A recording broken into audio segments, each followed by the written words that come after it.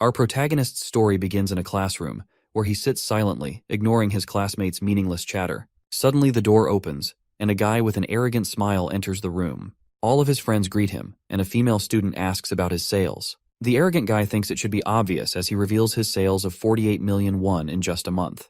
Her jaw drops, and his friends hope he's ready to throw a party. The guy lets them know they're all going to Doom Perignon this time. His friends sound excited, but the guy becomes serious out of nowhere and approaches the protagonist. He slams Park's head on the table and believes he has made things clear. The guy continues slamming Park's head and reminds him to buy next time or else he's going to get it. Park takes everything silently and holds himself back. The ones watching advise the arrogant bully to stop, or else he might get punished for it. He reminds them the teachers are literal scums. All he needs to throw is a little bribe.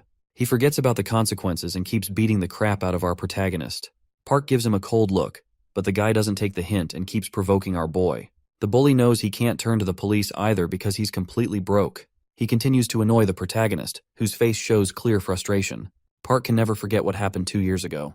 Apparently, a high school gang suddenly gained the whole nation's attention. It was known as Nexus. Our boy was the one who stood against the gang's leader, Chansu Kim, all by himself. Just when Park thought things were finally over, his situation took a sudden turn when the gang's lackeys filed a suit against him. He couldn't win against fake yet consistent evidence, and in the end, he lost the case. His dad had to sacrifice his precious gym in order to somehow manage the settlement money. Park felt genuine guilt and frustration. He made a promise to never use his fists again. His father forgave him and assured him not to cry about it. Park was devastated. He learned he was nothing without money. As the protagonist heads back home, 3 dudes recognize he's Hanjun Park, the same guy who started a fight with the famous gang. One of them approaches the protagonist. The bald musclehead reveals his ring and drags Park to a sketchy alley. He starts giving Park a beating for no reason. The guy calls him wimpy, but Park holds himself back and doesn't fight. The musclehead finds it hard to believe that such a wuss stood against Nexus. He keeps kicking Park and brings up his father as well. Our boy grabs his foot and gives him a cold, terrifying stare. The musclehead becomes puzzled, but Park apologizes instantly and lets go of him. The bullies sweat anxiously, and one of them questions why his whole body stopped functioning. He finds it hard to believe, but admits Park's glare did that to him. The musclehead doesn't take the hint and grabs a piece of wood. He loses his patience and breaks the wood on Park's face. The guy continues until he's satisfied and begins leaving with his gang after feeling bored. A mysterious man appears and wonders what Park is trying to pull. The man questions if he's just scared to pay settlement. He believes Park doesn't need to hold himself back after such a beating. The mysterious man already knows Park is completely broke, so he opens his bag and throws out a huge stack of cash. He calls it enough to cover for a lawyer, but thinks it's more fun if the protagonist destroys the musclehead himself and pays for the settlement later. He questions if 3 minutes are enough to finish off the scumbags. Park hears him out and wonders who he is. The mysterious man reveals he just wishes to destroy Chansu Kim's life. He's willing to share more but orders Park to take care of the large audience first. The baldy notices stacks of money on the ground. He and his lackeys approach Park again. The musclehead begins blabbering again, but our boy beats the living soul out of him with just one blow. The lackeys are stunned as they see their leader in a pathetic state. With an evil look, Park tells the mysterious guy all he needs is 4 seconds. He approaches the lackeys and finally stops holding back. The bullies try defending themselves, but he instantly destroys them with a few blows. He finishes his revenge and believes they can finally talk. They sit somewhere else in a tall building. This rich dude is quite bewildered to see that Park does not recognize him at all. So, he pulls out his phone and reveals he is the famous Junu O, the youngest self-made tycoon in the country. The man begins bragging but apologizes and decides to control himself. He reveals what kind of life Chansu Kim has right now. He's a model student who's setting an example for his classmates, the price of the Korean gaming scene. Junu O calls it complete bullshit and feels frustrated. He reveals Cheonsu, with a crappy past, still controls the back alleys as a side gig, while his victim Park got owned and now lives a shitty life, like he's some beggar. Junu is confident he can do anything with money, but the reason he's holding back is because he wishes to destroy the scumbag's life in his own way, a crappy, low, and disgusting manner. He wants to push Cheonsu and his goons to complete rock bottom. From today, Junu is willing to take care of every expense the protagonist has, from hunting down the scumbag to pursuing an easier life. He's even ready to cover the gym business Park's father lost. Junu hopes our boy lends him his fists. That's his only wish. Park asks why he's after Cheonsu. Junu's expression changes instantly. He believes it's not necessary but assures Park he will slowly learn everything. The next day, Park walks towards his class confidently, as he knows there's no reason to worry about money anymore. He swings open the door and hears the Nexus small fry threatening everyone again. Mogul orders everyone to spend $300 on his new line again. Park and Junu have a common enemy, Junu has ordered Park to clean the Nexus small fries from his school first. Mogul decides to check the order history and reminds the students he won't go easy this time. His friends laugh and enjoy the moment while some students become terrified. Park approaches Mogul and wonders if money is everything in this world. He prepares his fists and admits everything people desire comes from money. With a single punch, Park destroys Mogul, shocking everyone in the class. He finally accepts the fact that money is status itself. Mogul remembers he feared nothing. He could beat anyone, but then he met the protagonist one day. When he witnessed Park throw hands, he realized he stood zero chance against such a powerful guy. It was as if Park was not human. He fought like a wild beast. But he got unlucky when he met Chansu. The gang leader destroyed Park with lawsuits, took everything away, and dropped him on his knees. That's when Mogul finally learned money is amazing. Money can solve anything. He began working on his online store and forced his classmates to buy his crap. As soon as he got rich, Park was nothing more than a tamed beast. Mogul finally reached the top of the food chain using his money. As he gets punched the crap out of him in the present time, Mogul wonders why he's getting destroyed now. The guy tries to defend himself, but Park gives him zero chances and continues wrecking his ass. Mogul finds it unbelievable. He feels humiliated as he notices the whole class watching his ass get beaten up. Park slams him on the door. Mogul gets up in frustration and tries to speak, but notices the terrifying look on Park's face. He realizes he's done for, so Mogul pathetically calls his friend for help. The fatty is too terrified of Park, so he decides to just completely ignore everything. Mogul begins feeling hopeless. He pulls out his phone for evidence and reminds Park he's completely broke, but our boy ignores his words and continues kicking his face.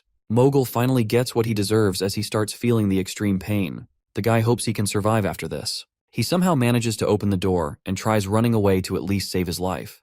The guy calms himself down and tries thinking rationally. Park follows his pathetic ass with the intent to kill. Mogul believes he won't win against a gym rat. He remembers he has the perfect guy for this job. Mogul opens the gym's door and starts begging Seung to save his life. Park catches up, so Mogul pathetically hides behind the gym rat and orders him to somehow beat Park and stop him. The gym rat thinks about it and demands $2 million for the job. Mogul agrees to it, as he has nowhere else to run. Seung drops the weights and apologizes in advance since he needs money for college preparation. Park understands he's desperate, so he pulls out a stack of money from his jacket and advises the musclehead to avoid straining his body. He orders Seung to stay out of it, and the guy listens with no objection. Mogul screams in frustration, but Park grabs the scumbag and throws him out the window. Mogul falls in front of a teacher. The old guy questions what's happening. He notices it's Park's doing, so the teacher starts screaming at him. Once school is over, they both get called to his office. The teacher doesn't let this one slide. He reminds Park what happened 2 years ago, and makes it clear he won't stop his expulsion a second time. Mogul sits confidently as the teacher talks about Park's poor father. The protagonist loses his patience and hits Mogul with a soul-crushing punch. The teacher becomes frustrated and tries to stop Park, but he continues to beat the crap out of Mogul. The bully finally learns his lesson. A man enters the room and advises Park to stop now. The teacher questions who he is. The mysterious man introduces himself as Byung-gwon Kim, associate lawyer at KR. The teacher recognizes the guy but wonders why he's here. At Junu's building, Park questions how he pulled it off. He remembers the principal started licking his boots after finishing his conversation with the lawyer. The scumbag bully got expelled instantly as well. Junu calls it easy and believes the guy paid for his shitty behavior. Park is curious about the principal. Junu reveals taking care of him was child's play. The old man has been skulking around a lot lately, so Junu just used the evidence to shut him up for good. Junu shares he's still not done with the principal yet. He's just using the old man to send the bully to juvenile. Once that's over, he's planning on putting the principal behind bars as well. He's determined to not let anyone off the hook. He stops talking about himself and asks if Park is feeling a bit lighter. The protagonist is still not satisfied. Junu understands it's still too early to get a thanks from Park. He realizes he should be the one thanking Park. Junu shows his gratitude in advance. Mogul is unable to control his frustration anymore. He's determined to take his revenge on Park and end his life. The next day, he begins walking and reaches a sketchy destination. A man peeks out of the door and asks who it is. Mogul reveals he's here to check the progress. The guy calls his arrival perfect and lets him in, sharing that Jinsong is here. Mogul notices a few men beating the gym rat with bats. The leader allows him to come in. He's Jinsong Huang. The gym rat notices Mogul and finally understands he's behind all of this. They shut his mouth and continue beating him with bats. The leader orders his lackeys to take away the trashy gym rat as their client is here. Jinsong wonders why he came in person this time. Mogul reveals he has another request. Jinsong calls him adorable and gets fired up. Mogul shares he is willing to pay 10 million won for it. The yellow-haired lackey is surprised. He advises his leader to accept the request and asks Mogul to explain more. Jinsong smashes his lackey's head with a bat and orders him to keep his mouth shut. He believes Mogul is after a big fish this time. The scumbag shares he wants Hanjun Park dead. Jinsong gives him a cold stare and orders him to leave, as he is not dumb enough to stand someone like Park for 10 million. Mogul shares he's willing to pay 10 million up front, and once they finish the job, he will hand over another 10 million. Jinsong gets excited and accepts the deal. Juju enters a house surrounded by tall buildings and covered by police tape. He announces his arrival and apologizes for not visiting more often. He brings fried chicken with him and wonders why it's so small. Junu suddenly recalls his father's fried chicken. He starts craving it and remembers the last time he got to eat his dad's amazing fried chicken was 2 years ago. Junu's expression changes. He becomes enraged and remembers everything like it happened yesterday. He becomes silent for a few seconds but then decides to leave. He announces he won't be able to swing by any day soon because of his busy schedule, as he's finally getting near his goal. Junu leaves the house and sees his lawyer waiting for him. The guy shares Mogul is making a move again. He asks for instructions, but Junu reminds him he doesn't want to play a fair game anymore. The lawyer grins as he decides to follow his employer's orders. At night, Park's dad gets a call from the big gym. He accepts the offer and learns his salary is amazing too. He decides to go there tomorrow, and as the call gets cut, Park's dad screams in excitement and shares the good news. He wonders how they suddenly got lucky and believes they might even get rich soon. Park gets up for the gym. His father advises him to return on time as they're about to eat like kings for once. Park notices the genuine smile on his father's face. He feels happy about it, and as he leaves his house, he gets a call and learns Mogul is cooking something. Junu explains he hired some runaway students, but they won't be a big issue to deal with. Junu advises him to just give a call if he's in trouble, but the protagonist lets him know there's no need for that. Junu gets confused, so he clarifies that the wannabe gangsters are already here. Park questions who they are. He notices a van approaching him at full speed, ready to end his life. The protagonist instantly charges towards it and tries to somehow save himself. Park falls to the ground and gets a head injury. The thugs laugh at him as they all wonder if he's some sort of masochist. Jinsong is astonished. He calls it a smart thing to do as he notices the protagonist getting back up. Park becomes enraged and gets ready to end everyone. The men grab their weapons and get ready to face him. Despite not fighting for ages, Jinsong realizes Park still has strength and agility. He believes he can win since the guy is injured. The people living in the nearby apartment notice the noise and wonder what's going on. The thug smirks and orders his men to get inside the van. He hopes he gets to see Park again and leaves. Our boy doesn't let it slide. He starts charging toward the van with full speed. The thugs laugh at him and think he's crazy, but he proves them wrong by getting closer. The thugs become terrified. Park jumps onto the van and breaks the mirror. He grabs one of the lackeys and lets the van leave. The others ask their boss if they should turn around for their partner, but Jinsong orders them to leave him behind, shocking everyone. The guy who fell off tries getting up. Park orders him to reveal where they're headed. The guy jokes around and doesn't take things seriously, so the protagonist destroys his face with a punch. He gives the pathetic guy another chance, but the lackey keeps his mouth shut. Park starts punching the crap out of him. Inside the sketchy building, the thugs celebrate their victory. Their leader orders them to hold back and not overdrink. Mogul stays silent with a face filled with frustration. He speaks up and calls everything bullshit. The guy doesn't understand why they're celebrating. He hopes they make his money worth it, and wonders what they'll do if Park finds their crappy hideout. The leader understands his words but doubts Park will appear. He brings up a Korean saying about hunting a bear. The guy breaks his glass and reminds Mogul they are dealing with a tiger. There's no such thing as a tiger hunting knife. Jinsong grabs Mogul's face and scares him with the broken glass. He doubts any knives would work but remembers their ancestors used to hunt tigers by unleashing multiple Pungsan dogs after it. Tigers like their personal space, but the dogs will keep tormenting the tiger until exhaustion catches up to it. Jinsong plans on pulling the same trick for the protagonist. He believes his men will destroy his peace and keep driving him crazy until he drops dead. Suddenly, someone almost breaks the door. The whole gang gets terrified as they notice the iron door's dent. Jinsong orders his lackey to check. The guy feels annoyed, but as he peeks out, he finds Park standing outside with clear killing intent. They're all shocked to see he found their hideout so quickly, but their leader orders them to chill out, as Park can't break through an iron door. They all assume he left after a few minutes. A lackey thinks he might be scared, but suddenly his expression changes as he sees an arm outside the balcony. Park jumps in and breaks the balcony window. The leader finds it hard to believe since they're on the 3rd floor. Park wastes no time and starts beating the thugs one by one. He's able to overpower the whole gang all by himself. Park destroys a few men and turns back to teach the rest of the gang a lesson. As they all face Park, Mogul becomes terrified but observes Jinsong is keeping his shit together. He remembers the thugs took out Seong with no effort, so he tries to assure himself and believes the leader is still hiding some special moves or tactics. He begins hoping and thinks the gang might be able to beat Park. Jinsong orders his men to attack. They all charge in with weapons, but Park remains unfazed. He grabs one by the leg and slams him into the wall. Another thug tries attacking from behind, but Park beats the crap out of him and pins him down. The yellow-haired lackey breaks a bat on Park's head and thinks he did some damage, but Park quickly proves the guy wrong by throwing him out the third floor's window. The pathetic weakling hits the ground. A biker girl comes out of nowhere and approaches the lackey. His consciousness starts to fade away, but the cute girl asks if Park is up there fighting. He happily tells her she is right and tries spouting more bullshit, so she just hits the guy with her helmet and leaves. The biker girl informs Junu about Park's situation. Junu sounds concerned, but the dumb girl ignores his words and starts blabbering about some cute purses she saw online. She demands money for any further information, which annoys Junu, but he sends the cash to satisfy her first. She gives him Park's location. Inside the apartment, Jinsong comes face to face with Park as he is the only one left. Mogul lies on the side with a pathetic beat-up face. The leader admits they couldn't do shit against Park. He assumes he got spared because Park needs something from him. The protagonist calls him wrong and tries choking him. He just wanted to save the worst one for last. Jinsong realizes he's done for. The guy uses his bat but gets slammed onto the ground. Park begins wrecking his face. As he's punching the leader, a boy with tears in his eyes stops Park. He begs and calls it unfair, saying he's already suffering enough and can't handle the expenses as an orphan. Park hears his complaints, but the orphan starts losing his mind as he questions what he did to deserve all of this. Junu finally appears and looks at the horrible mess Park made. The orphan questions who he is and starts trembling as he assumes Junu is the one who ordered Park to do all this. Junu introduces himself and shares that he is willing to pay for the damage. The crybaby finally shuts up and demands 10 million won. Junu makes him happy by giving him 50 million instead.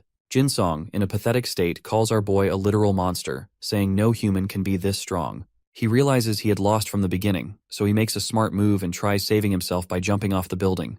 He almost succeeds, but Park grabs his collar and tries pulling him up, as he's still not done with the guy. Jinsong knows he's getting killed if he doesn't somehow escape, so the guy pulls out his knife to scare him.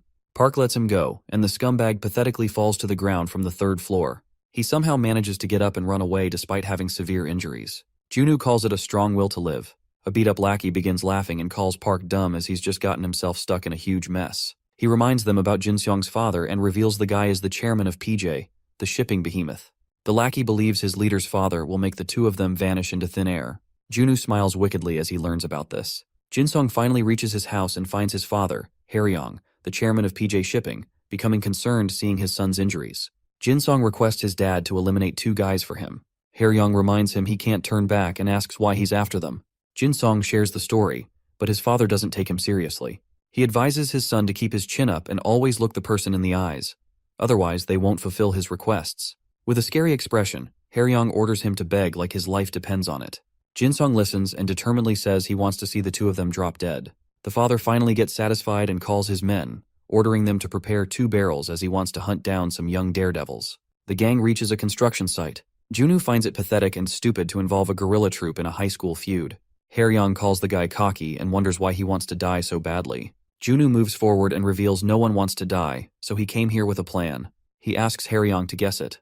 The guy becomes confused, but his jaw instantly drops as he recognizes Junu. He becomes terrified and suddenly receives a call. Haryong almost pisses his pants when he learns the shipping deal has been cancelled by the OJ affiliates on Junu's personal order. The young tycoon laughs menacingly as he realizes his plan worked. Haryong instantly drops to his knees and starts begging. His men don't understand anything, but he orders them to just shut up. Since he's finally behaving properly, Junu orders him to get rid of his apes first. The gang of men leaves without wasting a second. Haryong begins begging again, as the deal means everything to him. He doubts his company can last without their partnership with OJ. Junu doesn't mind fixing the mess, but he wants to avoid getting his company's personal image destroyed. He's not in the mood to partner up with a gang boss's father, as he wants to maintain a perfect image. Haryong promises he'll make sure his son never sets foot in Korea again. Jinsong tries to speak in between, but his father punches him in the face and begins beating the crap out of him. Junu laughs at the sight but orders the guy to stop, as it is enough. He believes sending the kid abroad sounds more like a treat, so he's not satisfied with it. He shares his own idea to discipline the scumbag. Haryong is willing to do anything for his company, so Junu tells him Jinsong's mess cost him 50 million today, which is a huge sum for some. He wants the kid to work it off, but Haryong doubts his son can pay up that much money. Junu smirks wickedly and recalls their family business is sea farming. Jinsong notices where he's getting at and finally realizes he's totally done for. The guy has no other choice, so he begins fishing on his dad's sea farming boat. Inside a huge building, Park sits with Junu and believes he's like a villain.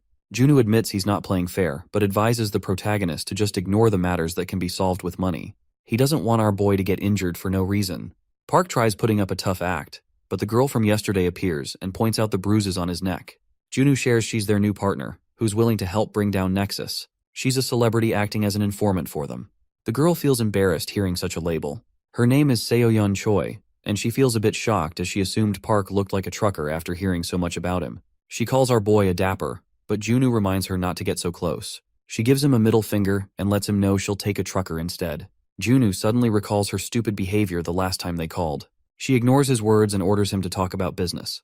Junu feels a bit irritated but remains calm and reveals they're here to make new plans for the next move. She believes there's no need for a plan, as Park can just whoop everyone into shape with ease. He reminds her Nexus has grown so rapidly, and Park alone can't do shit against such a huge army. He decides to begin with their combat force.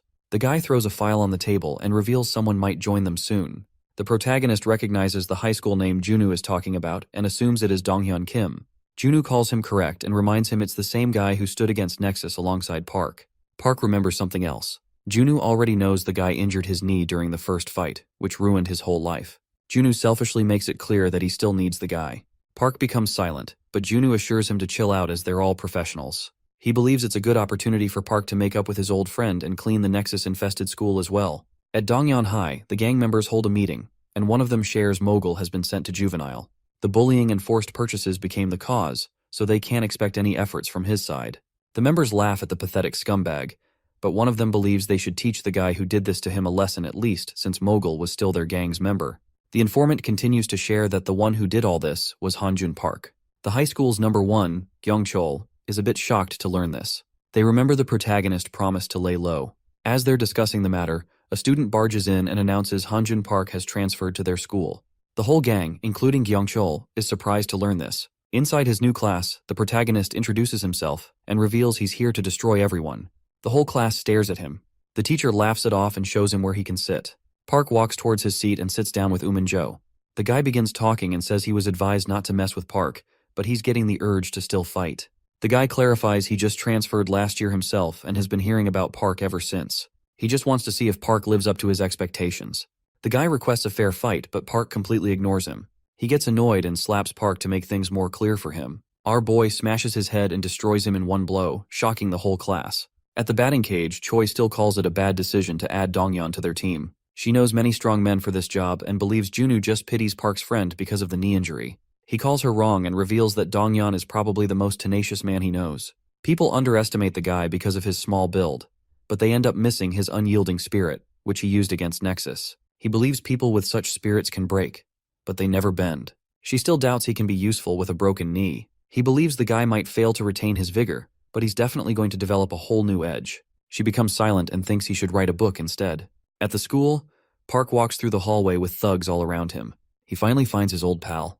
A guy comes in and kicks Donghyun for taking more than 5 minutes to bring the snacks. He thinks his money was a total waste, so he starts beating the crap out of the guy to teach him a lesson. The other bullies think beating isn't effective anymore, but the scumbag believes he can make Donghyun more scared of him to make him faster. So he keeps punching Park's old friend. Park watches everything with a cold expression. Inside Junu's office, Choi finally agrees to add Donghyun to their team, but doubts Park is the type to make up with an old friend. She believes it would be much faster if they just used money for it, but Junu reveals he's someone who doesn't care about money. He reminds her that the guy fought against Nexus just because Hanjun did. That's the only reason. He finds it completely stupid, but from what he's learned so far, a friend's enemy is his enemy. Donghyun can't see a friend getting hit. That's his real nature. At the school, Donghyun finally catches a break and sits down to chill. Park approaches him and greets the guy. Donghyun already knows why Park transferred. He doubts it's possible since the gang has grown extremely powerful. They don't only have men but financial power as well, so it's already over. Park makes it clear that he's aiming to win this time. Donghyun calls it delusional, as his determination didn't stop him from ending up in such a pathetic state. Park gets silent but challenges him to just watch. The leader observes them from the school window and calls it wimpy, seeing the guy team up with Donghyun. He orders his men to get ready to take the protagonist down. At the hospital, the doctor is happy that Donghyun is going easy on himself, but he reminds the boy that he might lose his mobility forever if he keeps waiting. He advises him to see a surgeon, even if it's expensive. Donghyun becomes silent, and as he leaves, Gyeongchul approaches him and questions what the doctor said. Donghyun doesn't understand why he's here. The guy shares he's just here to check on how the former number one is doing. He mentions he saw the secret meeting Donghyun had with Park, so he came to confirm if he had recovered. He's determined to destroy Park's friend again, but Donghyun reminds him there's no chance he can be beaten alone if he's recovered. Kyungchul gets irritated and kicks the guy. He smirks and reminds Donghyun that he's no longer a sidekick and won't tolerate anything funny. Kyungchul brings up what happened last time and calls loyalty bullshit, as it almost crippled Donghyun. The guy points out that Kyungchul betrayed them and joined the shitty gang. He calls it wicked, but Kyungchul laughs and lets him think whatever, as he doesn't want to be a loyal, wimpy cripple. He doubts the guy can keep his loyalty up this time. At the school, Park sits silently as an announcement begins. Kyungchul introduces himself and tells the whole school that the famous Hanjun Park, who stood against Nexus 2 years ago, is here to break it. He calls it bullshit and warns Park to get ready. The whole class gets up and begins preparing themselves to fight the protagonist. Kyungchul admits he can't do anything in a one-on-one, but he doesn't have interest in playing fair. An army of students walks towards Park's class with weapons in their hands as the leader orders his men to get ready, saying they're about to teach Park a lesson. A few men fly out of the classroom, completely injured. The ones in the hallway get terrified and find out Park has already taken care of everyone. They're shocked to see the whole class has been defeated already. The protagonist comes out with an evil expression and invites everyone to come attack him. The huge army of students charges at once, but Park faces all of them without hesitation. As he beats the crap out of the whole gang, Donghyun tries ignoring everything and holds himself back. The fight continues. The whole school tries defeating the protagonist, but he's able to face everyone alone.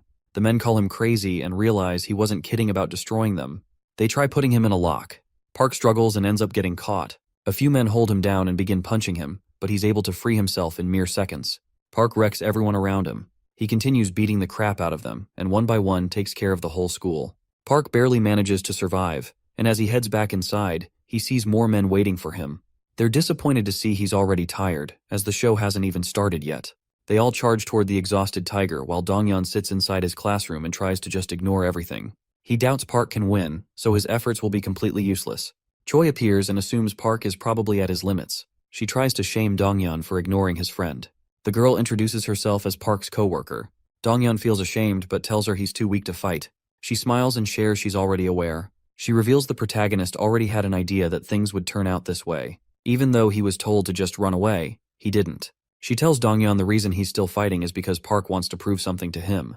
The guy suddenly remembers his friend's words and becomes silent. She assures him he's not going to regret anything, which makes Donghyun think about his decision again. Inside the hallway, Park finishes taking care of all the men. He's completely out of breath after facing such a huge army, but Kyungchul appears with more men. He praises Park for how strong he is, but doubts he can keep this up against the top 10 strongest students of the school.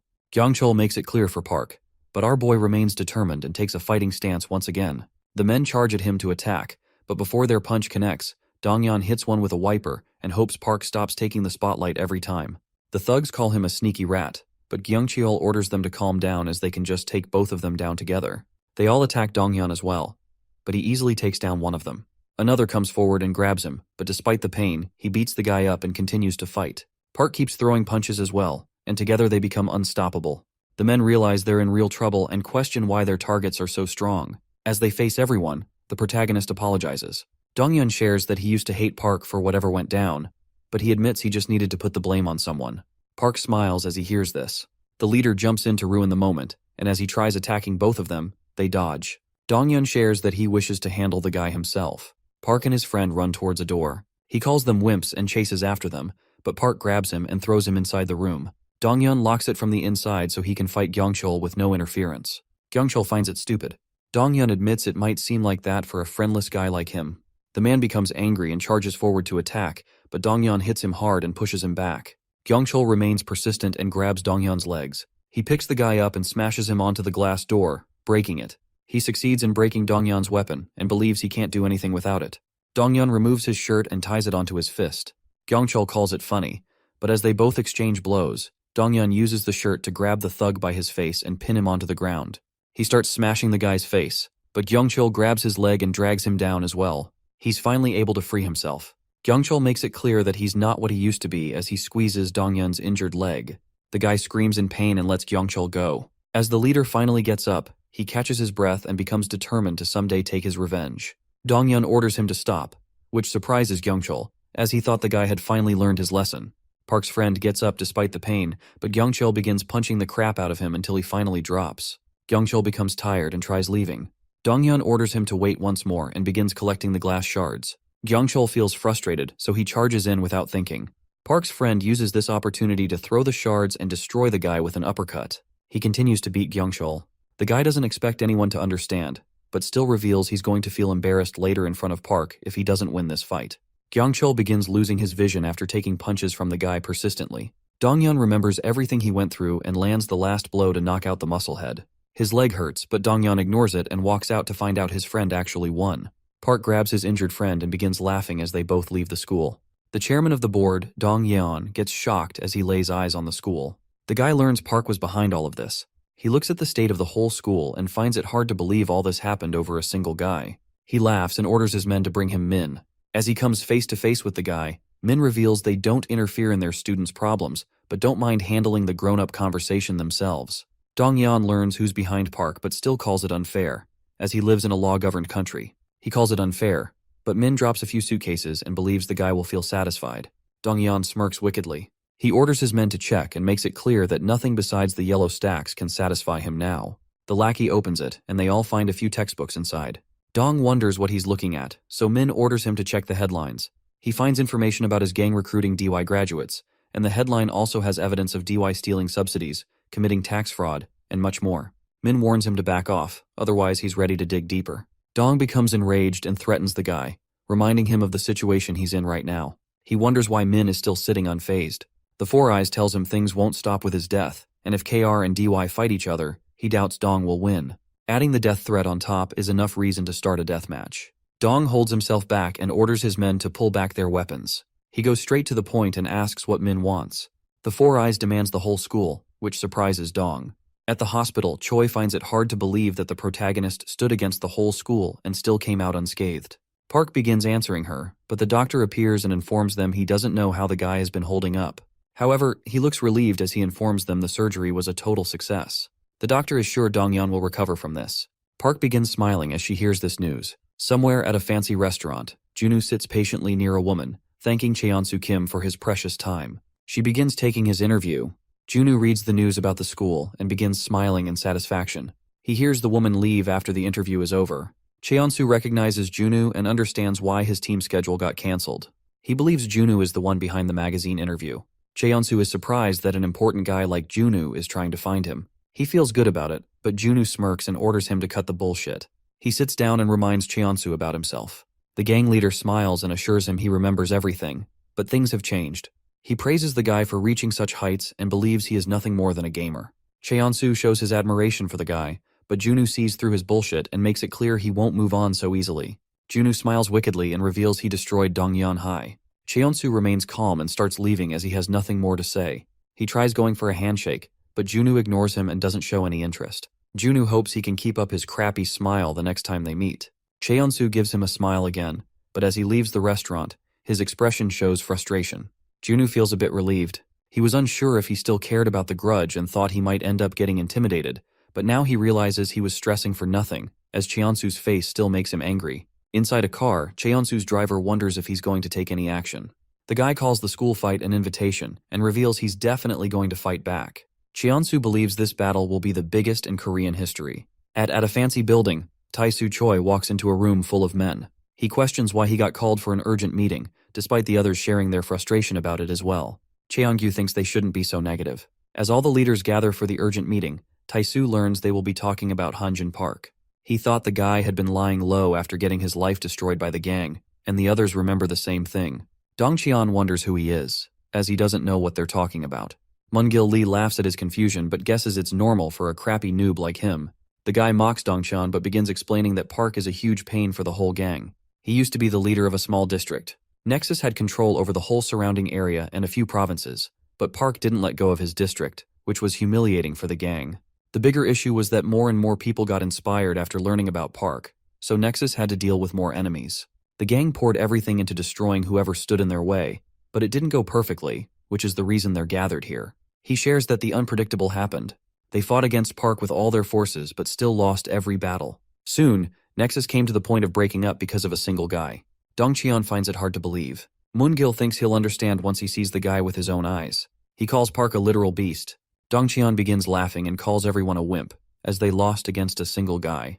The leaders become enraged, and Moongil warns him to shut up or else he'll get reminded of his place. Jihyuk stops the guy and calls Dongcheon's words correct. Tae-soo agrees as well but believes it's old now. He thinks they're overreacting, but Cheon-gyu orders them to remain cautious. He knows it doesn't mean anything to them, but to someone like Park, their carelessness might become a huge opportunity. Cheon-soo finally arrives and greets everyone. He apologizes for the urgent call and decides to treat them to dinner later. Cheon-soo reveals the protagonist made his move, so a deathmatch is unavoidable. He's already decided it but wanted to have a face-to-face meeting for such a matter. Tae-soo doesn't mind his decision, but thinks there's no reason for a war. He thinks they're overreacting over a crappy school. Cheon-soo's expressions terrify the guy, so he instantly shuts up. He questions if he's really making a big deal out of it, but In-soo-nam speaks up and calls his decision correct. He's willing to handle the matter himself. Cheon-soo smiles and asks if he's sure about it. He reveals money won't be useful anymore, as their enemy has a strong backer this time, so he's going to need a lot of preparation. In-soo touches the scar on his face and coldly lets him know he's been prepared ever since he got the scar. Cheon-soo begins smiling and decides to let him handle it. He asks if the others have any objections. All the leaders agree with him. Dongcheon feels excited since Park wrecked them last time. Cheon-soo officially orders the Incheon chapter's leaders to take care of it and finishes the meeting. In-soo begins laughing maliciously as he finally gets the chance to take his revenge. During nighttime, a gang of bikers gathers at a mysterious place. In-soo reveals their opportunity to destroy Hanjun Park has finally arrived. A fat, ugly biker moves forward and asks his boss if he's finally allowed to kill the scumbag. Junu takes Park to the same burnt-up house and believes it is unfair that our boy knows nothing about his past, how he earned his wealth, or why he hates Cheon-soo so much. He invites Park inside and says he's willing to share everything. As they both sit down, Junu reveals that the money he has actually belongs to the owner of this house. He explains what happened 2 years ago and starts by mentioning his childhood friend named Hyok, who was extremely close with Junu, a friend who he could call his family. As they both sat together at his friend's house, the guy showed Junu that he had come up with a stock trading AI, a software that could analyze important information and generate a recovery plan as well. Junu learned it could predict the market just by studying the outcome. He was interested in Hyok's idea, but then Park lost to Nexus, which changed everything. The gang began controlling his district, and Cheon-soo's goons started bullying Junu. But he's the type to not bend easily against petty scumbags, so he fought back with everything he had. Hyok was the same way, so they both faced the gang despite being horrible at fighting. Junu believed the gang might let them off the hook after getting tired. But he was completely wrong, as the gang burned down his friend's house for revenge. He confronted the goons about it, but they called his friend unlucky and silenced him forever through straight-up violence. He became helpless, and the fire inside him slowly began to fade away. He didn't see any hope in life and decided to just kill himself. He thought about wiping his existence from the world, so he started with his friend's laptop. He decided to just liquidate the account, but his expression instantly changed as he laid eyes on the account's progress. He couldn't believe it at first, but the money didn't spark anything as he didn't care anymore. He wished his friend could witness the fruits of his own invention. Junu felt extreme anger, but it gave him a reason to not end his life. It's his friend's money, so he wants to spend it destroying Cheon-soo and his gang. Park wonders why he's sharing so much, and Junu becomes straightforward and reveals it's just to gaslight the protagonist so he never gives up on chasing Nexus. Later that night, Junu calls Choi and tells her he shared his crappy story with Park. She finds it funny and wonders if he's trying to make a friend. Junu feels embarrassed and orders her to shut up. Choi becomes serious and reminds him that the Incheon chapter scumbags are coming after him this time. She hopes he remains cautious since his enemies are literal muscleheads who don't use their brains. Junu calls her correct as he realizes his car is surrounded. He knows it's them since no one with a brain would pull such crap in the middle of the road. The bikers throw buckets of paint to stop the car from escaping. The driver becomes frustrated, so he instructs Junu to hold tight as he tries to somehow escape. Choi hears the commotion and questions what's happening. Junu passes out as he hits his head because of the ambush. In-soo gets a call from Choi and assumes she's his girlfriend, so he orders her to inform Park that he's waiting patiently at the JQ distribution center with a cocky attitude. She tries to warn him, but the crappy guy ends the call, and she feels frustrated after being ridiculed. Elsewhere, Park walks back home and recalls his conversation with Junu. He calls it exaggerated, as he was never planning on giving up. Choi appears on her bike and asks him to quickly hop on. She fills him in about the situation. Junu finally wakes up at the distribution center and notices he's surrounded by Incheon goons.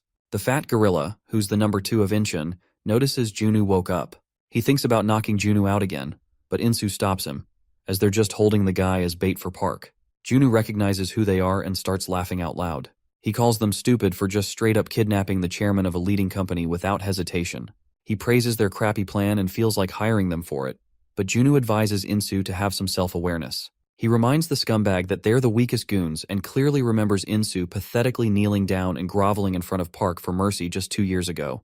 Junu doubts they can hold their ground against Park. The gorilla lackey becomes angry, but Insu stops him and moves forward to handle it himself. Insu believes Junu knows a little about his chapter but guesses he doesn't know only one wimp knelt down, not the entire chapter. Junu smiles and asks him to go easy on his brother, since he knelt down to save Insu's pathetic ass. The gorilla goon becomes angry and warns him to shut his crap, but Junu keeps speaking with a cocky attitude. He loses his patience and tries punching Junu, but a lackey enters and informs Insu that Park is approaching. Insu smirks maliciously and orders Banjung to save his anger for the real threat. Junu praises Park for his timing. Banjung smacks Junu into a wall and begins walking toward the entrance in rage. Junu learns the loser has no patience. Insu doesn't give a crap about Park and remains confident, since the old leader knelt, not him. He challenges Junu to just watch, as the gang is nothing like before. Choi and Park get chased by a bunch of bikers. She tries to throw them off but gets frustrated as they keep chasing. Park informs her they stop chasing. The girl becomes confused, but Park orders her to look forward. Choi quickly stops her bike as they both find Banjung and his goons blocking the way. The gorilla comes face to face with the protagonist but holds himself back and orders them to follow him. He wants to kill the guy instantly, but his gang has some rules. Park follows the gorilla and begins heading toward the distribution center. Choi wonders why Banjung looks so big. She starts teasing the guy, but he completely ignores her. She keeps mocking him for his huge size, so he finally loses his patience and orders her to shut up. She finds it hard to control her curiosity and hopes he can answer a question of hers. She reminds him about his wimpy leader who groveled and promised he wouldn't fight again. She cheekily asks why they're still trying to hunt Park. The guy loses his control and tries to attack her, but Park comes forward and calls the girl right. Banjung stops holding back and decides to ignore the orders. He moves forward to whoop Park's ass, but the protagonist stands unfazed. Banjung was an ultra-strapping baby who became huge after hitting puberty. People call him the man-wrecker, but for the first time in his life he takes flight as the protagonist throws him away with a single kick. The fatty hits the ground headfirst, and his goons get surprised, getting their guards up. The protagonist enters the distribution center confidently with Choi. The goons realize they're in big trouble, so they take formation to jump in at once. Choi mocks them for ganging up. Junu orders the protagonist to quickly free him as his legs have gone numb. Insu removes his jacket and warms up, as he wants to handle Park all by himself. He greets the guy with a cocky attitude. Park recognizes he's Mansu's brother. Insu becomes serious and throws a punch. Despite not getting hit, Park's cheek starts bleeding. Insu shares how much he desired to have this fight. He doesn't waste a single second and throws a punch. Park tries dodging but still gets hit, which shocks him. Insu announces that today he's going to take revenge for the dishonor his gang suffered 2 years ago. Park ignores his words and begins attacking, but his kicks and punches don't connect. Insu is able to dodge all attacks easily. Park tries to hold his ground against the guy, but Insu connects a straight punch to his face and mocks him for being slow. The protagonist steps back and feels frustrated, but Insu motivates him to keep fighting as he wants to let out a lot more rage. Insu orders him to stand up with a cold expression. After the former leader got his ass whooped, Insu took 0 breaks and tirelessly worked hard because of the humiliation he felt. He felt shitty after learning his brother, the strongest in Incheon, had knelt down in front of Park without even fighting. Insu quit boxing because he wanted to become a real fighter. After that, Insu put himself through hell and destroyed 27 schools and multiple gangs just to get stronger to fight against the protagonist. He feels disappointed and questions why Park can't even hold his ground anymore. He's still angry about the embarrassment they faced 2 years ago.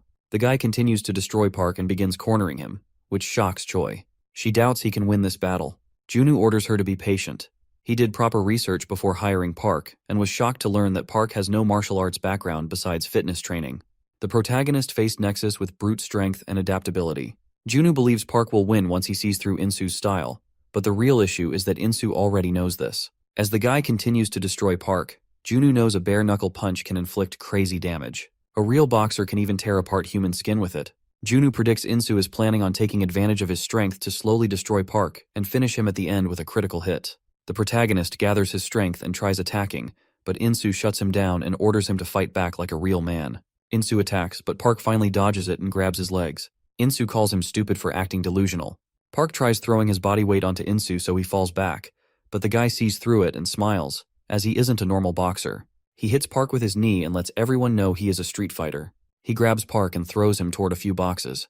The goons become excited as they think it's their victory, but Insu gets up and takes his stance. He calls what he did round 1 and doubts Park will go down so easily. He's confident the damage he did will make it hard for Park to see and balance himself. Insu calls it his victory and moves forward for a critical blow, but Park dodges it, putting a smile on Junu's face. He finally adapts and hits Insu with a powerful punch. Insu finds it hard to believe Park was able to see through him. He tries fighting back, but Park destroys his face with another punch and continues to wreck the guy. Junu is aware of Insu's scary speed, but he calls Park a literal beast and doubts anyone can overpower him in a fight with just speed. Choi still doesn't understand why Park kept eating punches with no effort to dodge. Junu explains that Park was trying to read his opponent with his body. The protagonist was able to learn everything about Insu's fighting style.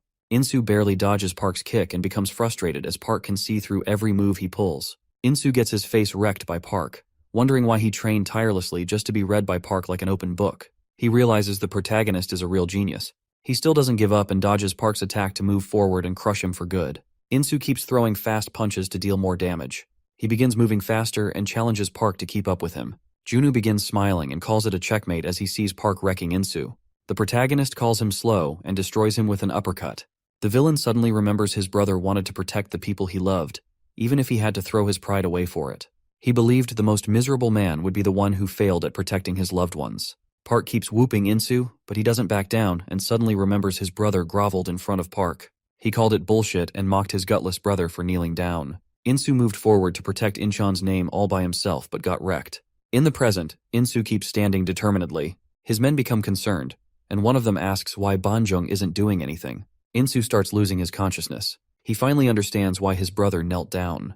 The guy accepts that no man can fight against a beast like Park. He feels terrified and wishes he could run away but knows he has the responsibility of his whole gang on his shoulders. Banjung and the other goons charge towards Park to kill him. The gorilla orders everyone to destroy Park and assures he's willing to take responsibility, but Insu screams at them to stop. He falls down to his knees and announces that Park has won. Insu felt humiliated when the guy he used to call his boss fell down on his knees and groveled, but now he finally understands how heavy it was for his brother to kneel down with no one taking his side. He learns the one weighing his brother down was not Park, but his own men. Banjung becomes frustrated and orders his leader to get up.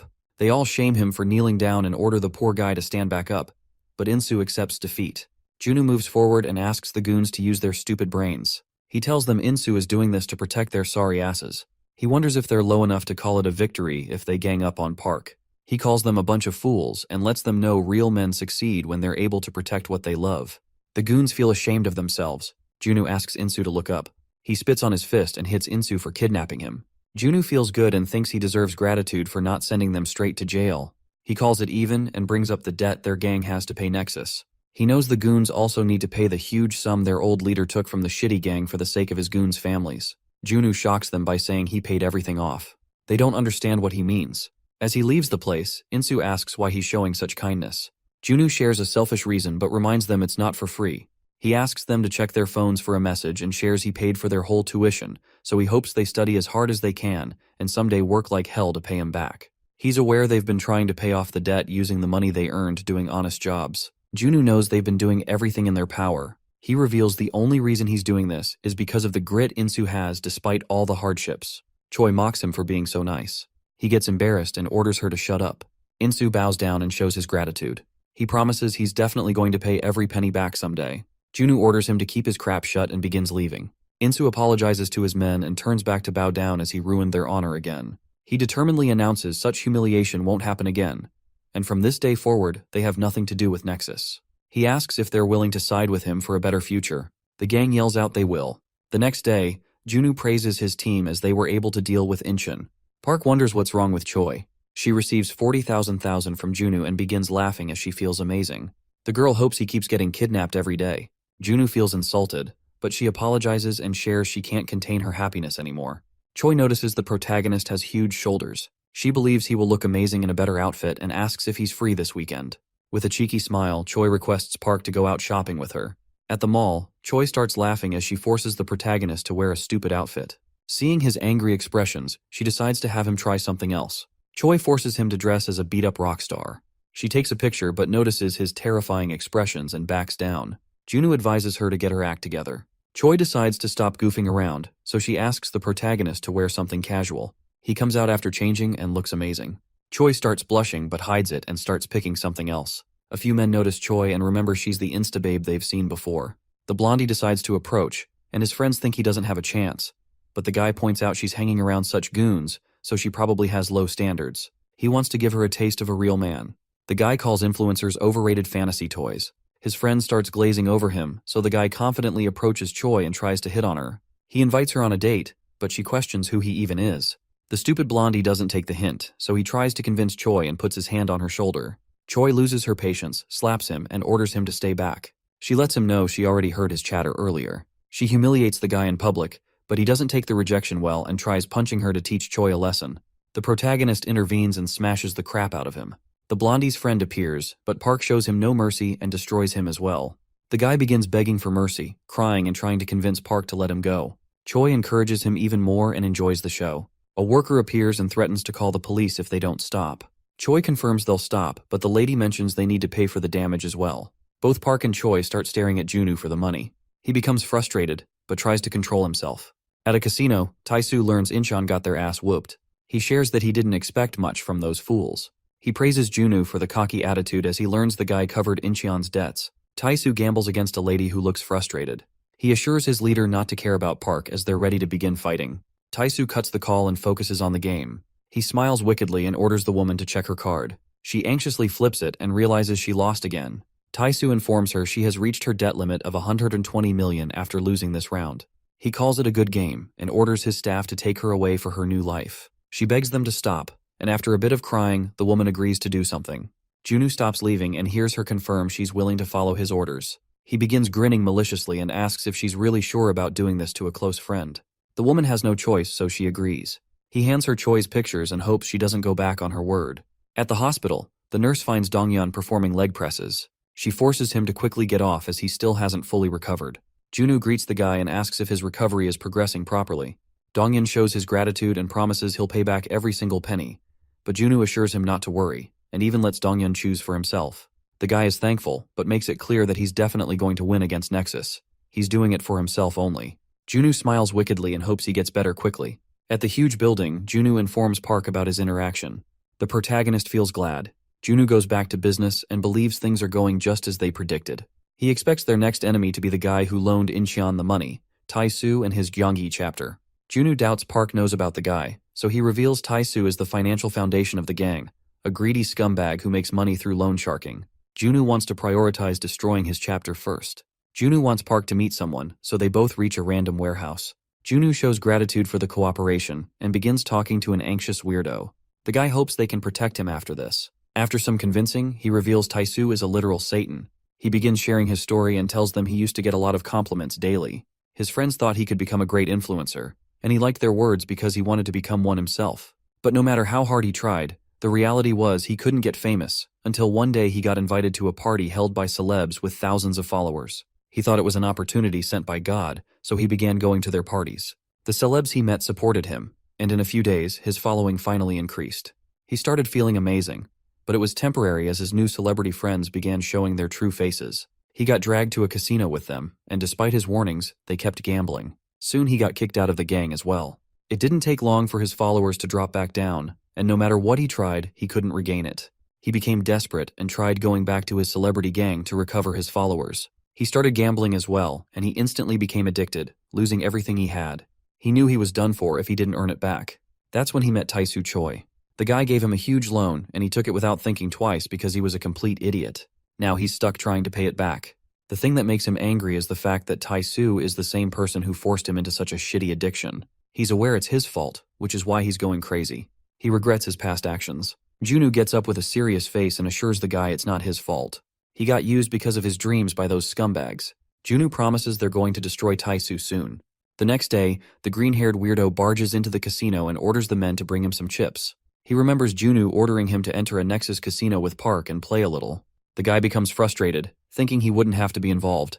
But Junu thought that's exactly what they'd be doing. He determinedly announces that he's going to take down all gambling parlors under Nexus, which shocks the green-haired weirdo. The casino workers ask what he has to offer. He remembers Junu guaranteed his safety, so the guy confidently shows the bag filled with stacks.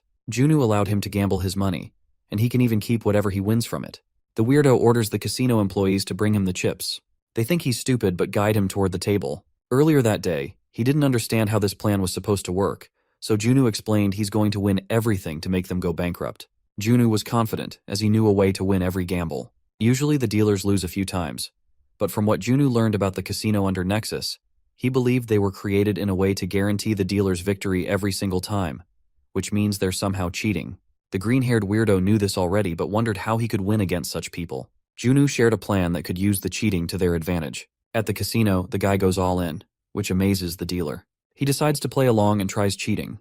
Park yells that he got caught red-handed and shatters the window to come inside. The dealer tries to shut him up, but Park jumps onto him and destroys his face with a single blow.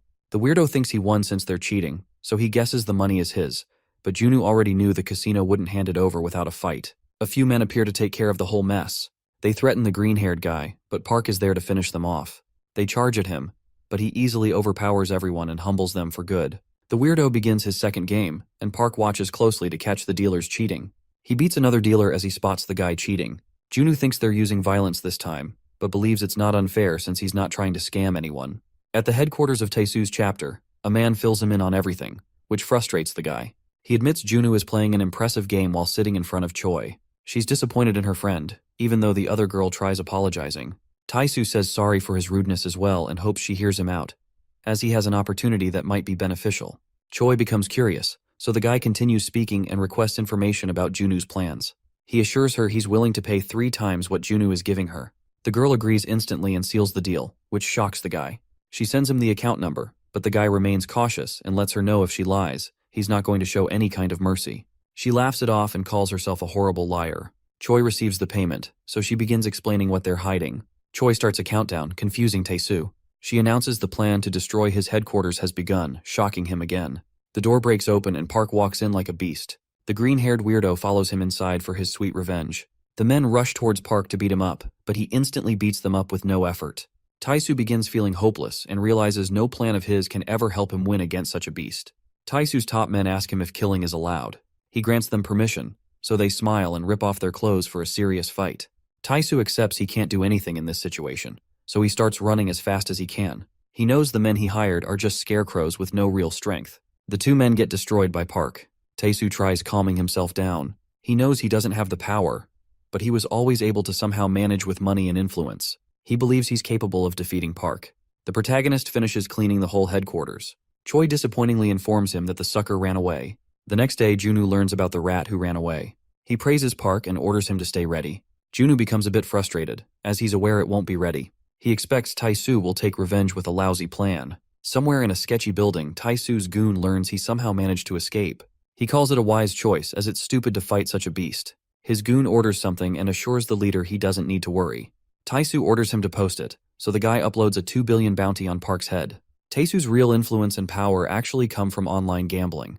He has a following of 87,000 users. Men across Korea notice the bounty, but some of them know it might be a dangerous job if the bounty is so huge. Taesu knew people might back down because of this, so he introduced a special system that rewards people for small efforts as well. Students begin leaving the school to go after Park for the bounty. Many people start aiming to kill Park. Taesu's amazing plan begins rolling. As Park walks home, a girl calls him but apologizes while making an excuse. Park doesn't think about it, but the cheeky girl pulls out a knife and tries attacking from behind. Park is easily able to see through her. He observes she's not a part of Nexus. The girl gets surprised and mentions money. Another one attacks him with a bat, but Park easily stops the guy and smashes his head with the bat. He orders the girl to spit out everything, so she gets terrified and reveals an event is happening on the site she uses. Park learns Taesu Choi is behind this. He becomes enraged but notices more ordinary people coming his way. Taesu's minion starts getting reports. He learns the people are doing their best. At first the guy was hesitant about Taesu's incentive system, but now he admits it's working perfectly. Taesu knows he might go broke because of his system, but he's already expecting a favorable outcome. He reveals he chose the gambling market because it destroys greedy men. If a rich guy was offered the same money, he would look down on Taesu. But losers who got their lives wrecked because of gambling won't hesitate at all. Such people are willing to lose their sanity for money.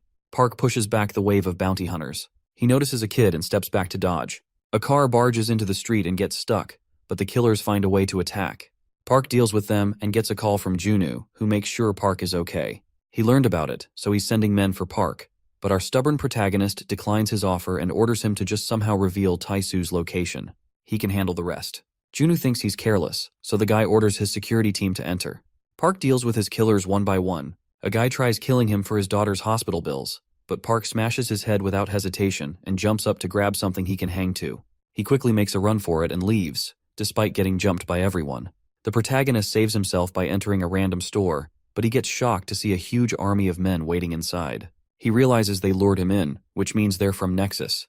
Park feels glad he doesn't have to hold back anymore. Park begins beating all of them. No matter how many charge forward, the protagonist remains unstoppable.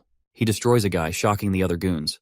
Park keeps his guard up and receives a call from Junu, who reveals the scumbag's location. He decides to clean the place quickly so he can chase Taisu, but the men around him become terrified and back down.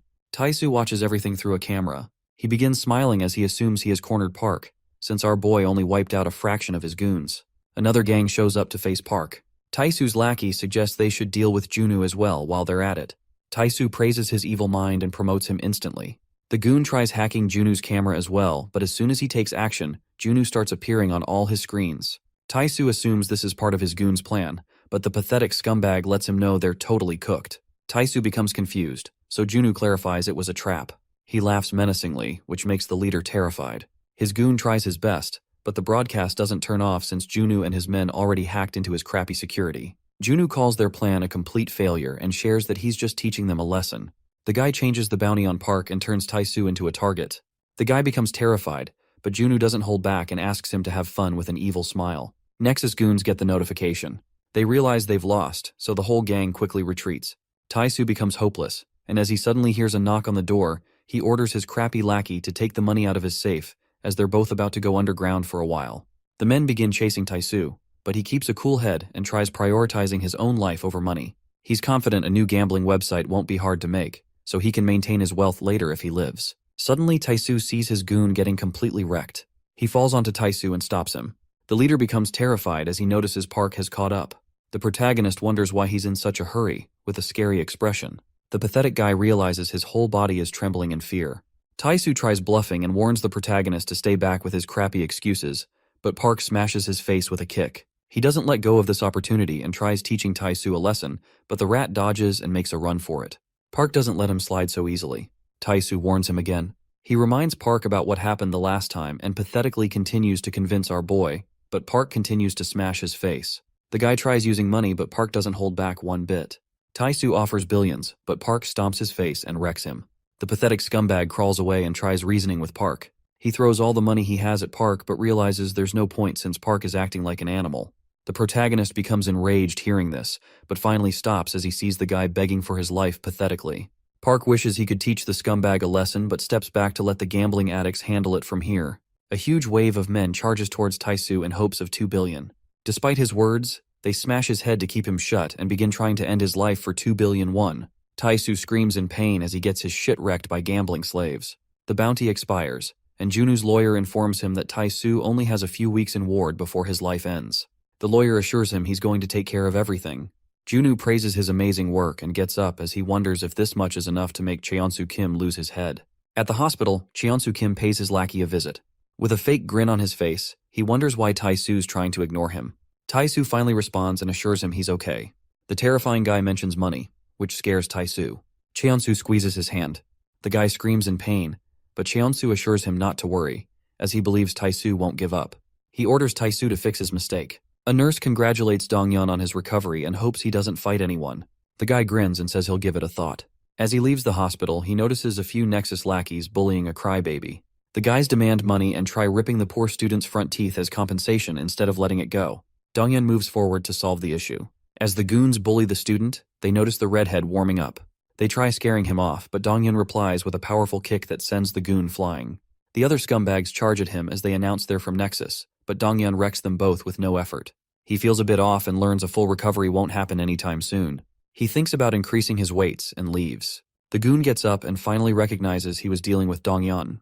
The guy wonders if both him and Park are back in their prime again. Donghyun and Park were famous nationwide for their incredible strength. People used to show great interest in their stories of standing against Nexus. Now that Nexus has lost 2 chapters because of them, the 2 legends are suddenly gaining a lot of attention. Their videos are being posted online for entertainment. Some become terrified, but some feel more hopeful seeing these videos. Cheonsu enters a martial arts building. He ignores everything and walks straight towards the rooftop. A guy greets him and learns it's not just a rumor. Cheonsu confirms Hanjun Park is back in the game. The guy gets up as he assumes Cheonsu came because he can't defeat the beast alone. Moonyoung-baek becomes serious and hears Cheonsu out. The Nexus leader reveals he needs someone equally strong to deal with Park. Moon-young reminds him about the last time. Cheonsu confirms he remembers it. 2 years ago, Moon-young got used by the guy like a joke, and now he has the confidence to come back crawling with his crappy request. Cheonsu makes a crappy excuse and assures the guy he's going to be rewarded. Cheonsu offers him whatever he wishes for. Moon-young flexes his bicep as he hears this, but the guy suddenly becomes serious and asks if Cheonsu is willing to sacrifice his throne for it. They both go silent for a second. Cheonsu asks if Moon-young can handle Nexus with a terrifying expression. The musclehead realizes his leader still has the scary aura despite all that gaming crap. He takes back his words, knowing it's not a request but an order, so he assures Cheonsu he'll quickly take action. Moon-young is confident he can finish Park like last time, so he lets Cheonsu know he expects a satisfying reward for it. Later that night, Moon-young recalls the interaction and believes Cheonsu doesn't trust him one bit. The guy predicts his captain is planning on destroying both of them at once. Moon-young's goon finds it hard to make a decision as he starts getting a bad feeling. Moon-young wonders what he's up to and orders his man to kill the pathetic guy if he's not revealing anything. But his left-hand man, Ju-young, gets a bad feeling about it. He hates the victim's face and has learned everything he needed, but still feels weird.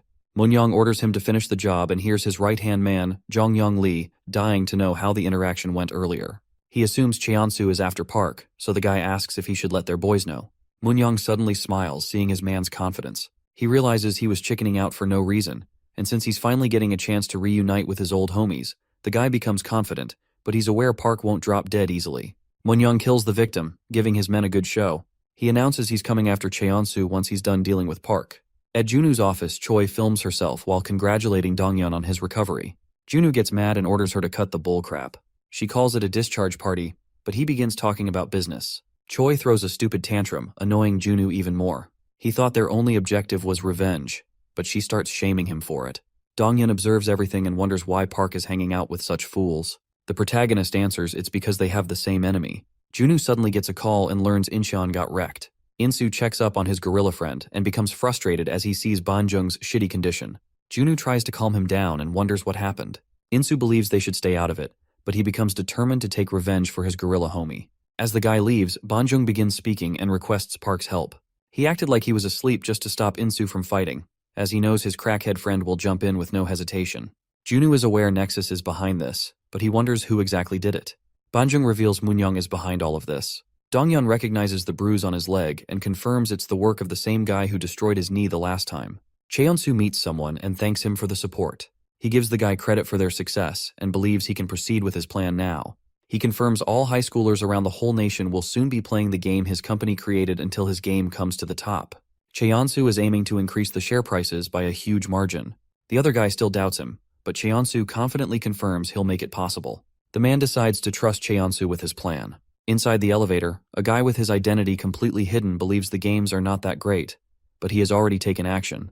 Cheonsu smiles and calls him a trustworthy lackey. The mysterious man, known as Lion Kim, skips the bullcrap and starts questioning about Park. He believes a counterattack using Moon-young is a bit stupid, as the guy might create too many problems. Cheonsu gives him a weird example and just orders the guy to sit back and enjoy watching them fight.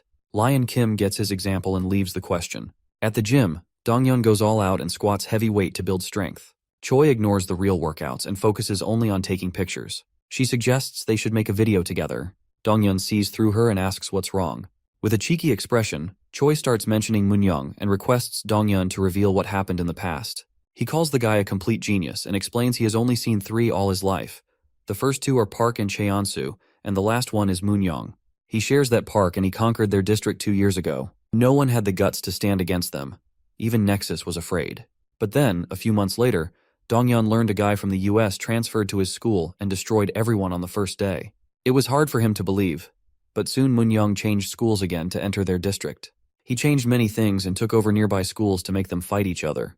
The losers became his target, and Moon-young was doing this just for giggles. He was a crappy human, but a few days later, even Donghyun's school became his target. He got invited to settle everything at a park nearby, but after waiting for hours, Donghyun got played by Moon-young and his cheap tricks. The scumbag disappeared for a while, but one day, a kid got beaten to a pulp again. Moon-young was trying to wreck the guy little by little through crappy tricks. Donghyun had become frustrated, but then one day he finally got the chance to confront the scumbag. That's how his struggle against the crappy guy began. Moon-young was disappointed as he saw the school's head looked like a twink, but Donghyun quickly proved him wrong by throwing the first kick. Moon-young was surprised, but he dodged it with ease. The redhead questioned why he had played around all this time if he was wishing to die this badly. Donghyun continued attacking, but Moonyoung remained unscathed and revealed he pulled such tricks just to piss him off. The guy finally fought back, and with just a punch, he almost shattered Donghyun's ribs. The redhead became more pissed off, but it didn't help as he got hit by a powerful punch. He realized Moonyoung was on par with the protagonist. If Park was a beast, then the scumbag was a viper who would get into his enemies' heads before crushing them in a fight. As things continued, Donghyun started feeling hopeless and doubted he could get his vengeance as he got beaten to a pulp, but he remained calm and tried getting his shit together. The redhead stopped the viper and grabbed him with a leg lock. He destroyed Moonyoung's face with a head smash and finally freed himself. He admitted he had been taking Moonyoung lightly, but now had woken up thanks to the pain he went through. Moonyoung decided to get serious as well, and as the fight continued, both of them destroyed each other and got knocked out at once. The goons around them were shocked, but the two unyielding beasts got back up to settle it for good. Suddenly, they all heard police sirens, so everyone ran to save themselves. Moonyoung admitted Donghyun was no ordinary fighter. He hoped to settle their business some other time and warned Donghyun to get ready, as he was soon about to be crushed. After a few days, Park learned about everything and asked if Donghyun wanted him to go teach the guy a lesson. The redhead knew Park would eventually face the scumbag, but he ordered Park to stay away if that happens, as he wanted to settle his score with the guy himself. At night, beneath a bridge, Juyung believed it was impossible since Moonyoung got his ass whooped by the weaker one. The persistent guy ignored his negative words and decided to somehow make it possible. He ordered his man to use the schools under them to gather 100 men who could move well. Moonyoung doubted the two beasts could win against 100 men in a fight. 2 years ago, at a restaurant in Busan, Moongil called the food delicious and wondered why Cheonsu was holding back. He learned the guy was a picky eater, so he decided to eat Cheonsu's food as well. He suddenly brought up Moonyoung, who was facing Park for some reason. Mun mentioned his men were feeling hopeless, even though they were close to conquering the whole nation, all because of the protagonist. Cheonsu smiled and let the guy speak. Mun learned Moonyoung almost defeated Donghyun, so maybe they could use the guy to destroy Park for good. Cheonsu ordered him to get up and forget about Park, as they had worse things to deal with. He saw the army of men gathering outside. The gang leader became frustrated as he saw them eating. He ordered his men to kill the scumbags, so the whole gang began throwing furniture and breaking the restaurant's glass. Mun got annoyed as he was hoping to eat the delicious balls for lunch. He ordered his men to get ready, and both gangs charged towards each other to attack. Cheonsu looked at the horrible sight and enjoyed it. The gang leader moved forward, but Cheonsu destroyed him with one punch. He began thinking about using Moonyoung against Park someday. At the school building, Moonyoung gathered 100 men and announced his objective. The men became terrified as they all knew how tough Park was. Moonyoung took their attention and explained their goal was to hunt down Park. He saw their terrified expressions and felt pissed off, realizing they were all literal wimps. He believed they were tired of suppressing themselves. The guy tried motivating them and helped them understand that Park and Donghyun were still just humans, no matter how strong they looked. He questioned if they doubted that 100 men were weaker than Park with him on their side. He convinced them to hunt down Park and assured them they could do whatever after that. Moonyoung continued and announced the self-proclaimed shitty gang who was terrified of Park. After defeating the beast, he aimed to crush Nexus and rise to the top. Moonyoung invited everyone to support him so that one day, they could all stand on top. The men got fired up, so they all became determined to crush Park for good. Suddenly, the protagonist himself smashed the door open, and with a terrifying expression, he made it clear that 100 won't be enough to take him down. Park got ready to destroy everyone and confidently walked towards the stage to confront their crappy leader. Moonyoung was happy he decided to appear, so the protagonist ordered him to move forward as he wanted to teach the guy a lesson.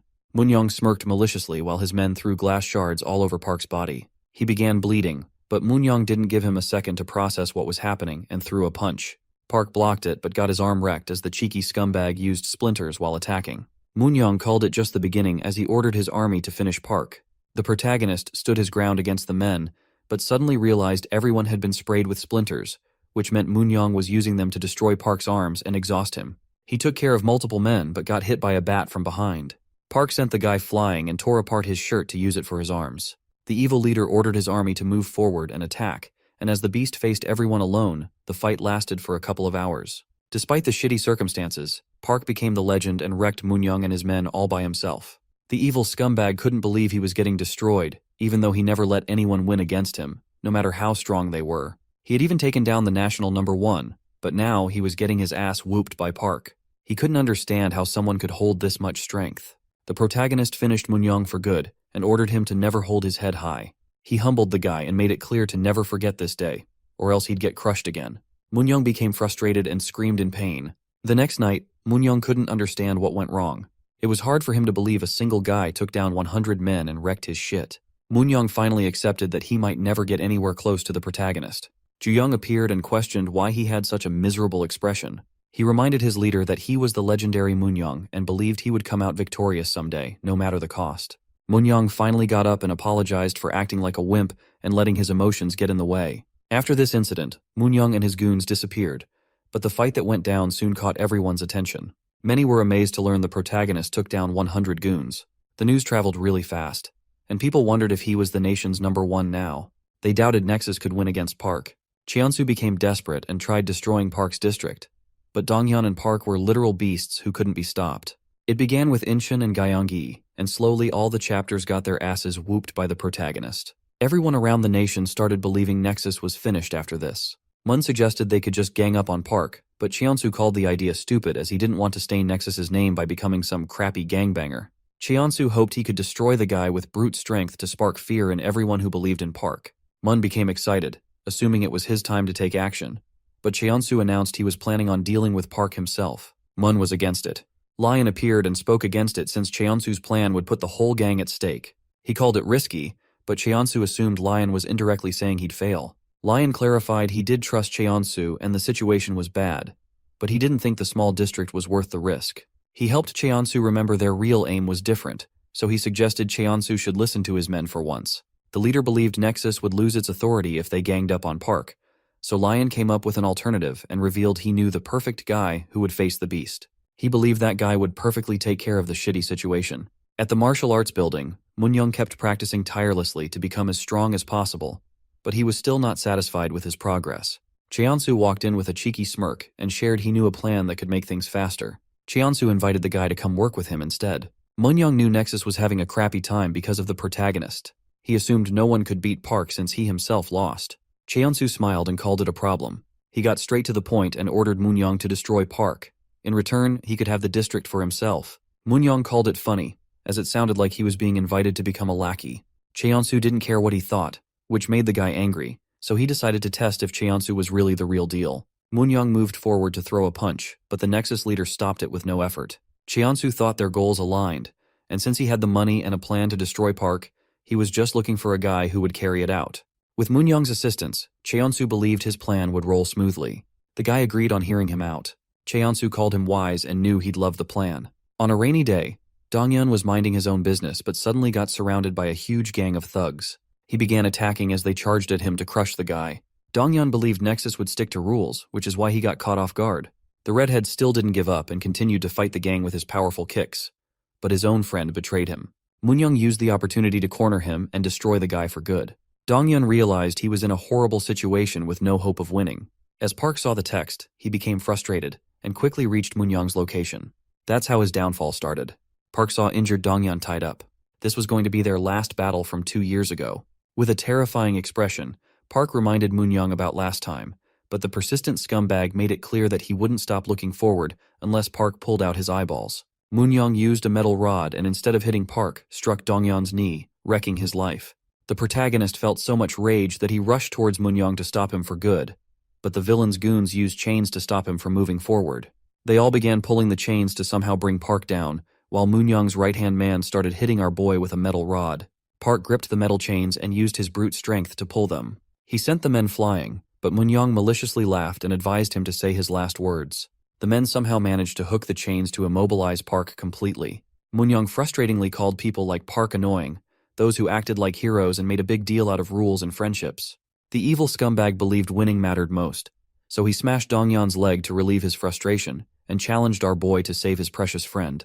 Park began using brute strength to somehow free himself, defeating multiple guys and shocking everyone by breaking through the metal chains with his hands. The goons started spilling petrol everywhere to proceed with their plans, panicking as they saw Park's beast-like strength. Moon-young jumped forward to stop him and, with a metal pipe, smashed Park's head so hard it started bleeding. The protagonist began bleeding heavily and dropped down to his knees, unable to control his body anymore. Moon-young became proud, despite his shitty tricks. He called it his victory and started stomping on Park, putting him in his place. The goons warned him to leave quickly, as they had already lit the fire, but Moon-young had a score to settle since he clearly remembered what happened last time. The shitty villain repeated Park's words while the others watched him with concerned expressions. His men kept calling him to evacuate, but Moon-young ignored their words. A few men dragged him out forcefully, but the shitty villain kept yelling that he was the strongest in the country. Donghyun ended up blaming himself for what Park went through. He believed the protagonist would have destroyed the scumbag if he hadn't been a burden. Donghyun felt horrible for dragging Park down with him 2 years ago. Park finally freed his friend, and they both safely got out of the building that was on fire. After they recovered, the police came out of nowhere, making them realize everything that went down had been pre-planned. Both of them ended up being held accountable for what happened at the building, and many witnesses came forward to oppose them. The police were unfair as well. Later, it turned out the building that burned down was Cheonsu's family's, so the guy hired a big law firm to destroy their lives. Their parents ended up paying huge settlements, and when they were at their limits, the scumbag demanded a public apology from both of them. Park came out of the shower and overheard his dad's phone call. The guy tried asking his friend for some money but didn't get any help. His father brushed things off with a fake smile on his face while his friend advised him to discipline his son. As the guy finished his call, he came out to see Park had already left. He guessed it was only natural after what went down. Park went outside and tried controlling his rage. He clenched his fists and punched a tree with all his might. The protagonist realized his mindset was delusional. He thought he was unstoppable. But in the face of money and power, he couldn't do shit. That's how the war came to an end. Our boy got called by the gang. Cheonsu confronted him and kept beating Park to a pulp, but he didn't fight back. He learned fists alone weren't enough to win all wars. The protagonist had to get down on his knees in front of Cheonsu. The shitty leader mocked his cheap tricks and helped Park understand how the real world works. He warned the protagonist to never fight again and to keep his head down, acting like he never existed. Cheonsu called this a punishment for whatever Park had done. Park had no choice but to go along with his shitty plans. Cheonsu ordered his men to beat Park up to test if he had really learned the lesson to never fight back. Donghyun finally finished the story and confirmed he had told everything he knew. Choi felt sad for him and explained that this was the reason he tried backing off. He had complete faith in Park, but still believed he might become a burden again. Choi patted his head and tried comforting him, saying she didn't think he was a burden at all and that this time they had her and Junu on their side. The girl shared she'd been through quite a hard time as well. Donghyun felt motivated and became determined to reach a different conclusion this time. At Junu's office, the guy recalled what had happened so far. He knew Taisu was just a cash cow, while Inchin's men were Nexus slaves. He was aware none of their opponents so far were Nexus's actual combat force. Junu felt the same about Munyoung. He thought it was stupid to assume the guy could beat Park at his current level, so Junu came to the conclusion that Cheonsu was trying to buy time for a reason. Park got a text out of nowhere. He tried checking it but suddenly saw a car coming his way to end his life. The protagonist barely dodged, but without wasting a second, another car tried the same trick. He barely managed to survive. Someone threw a picture out of the car. Our boy picked it up and found a picture of Choi and Donghyun at the gym. He quickly caught on and guessed Munyoung was behind it. Cheonsu ordered Moon-gil to help Munyoung, which surprised the guy. The leader clarified he didn't need to do any dirty work. He ordered Moon to just send his guys to back up Munyoung. He asked Moon to lend all the forces he had, but the guy rejected the idea, as he trained all of them himself. He didn't want a shitty scumbag ordering them around, so he decided to take Park down himself. Cheonsu assured him he believed in Moon, but since they needed to focus on something important right now, this was a horrible time to deal with such a mess personally. Cheonsu called his plans much more important, and thought Munyoung was good enough for the job.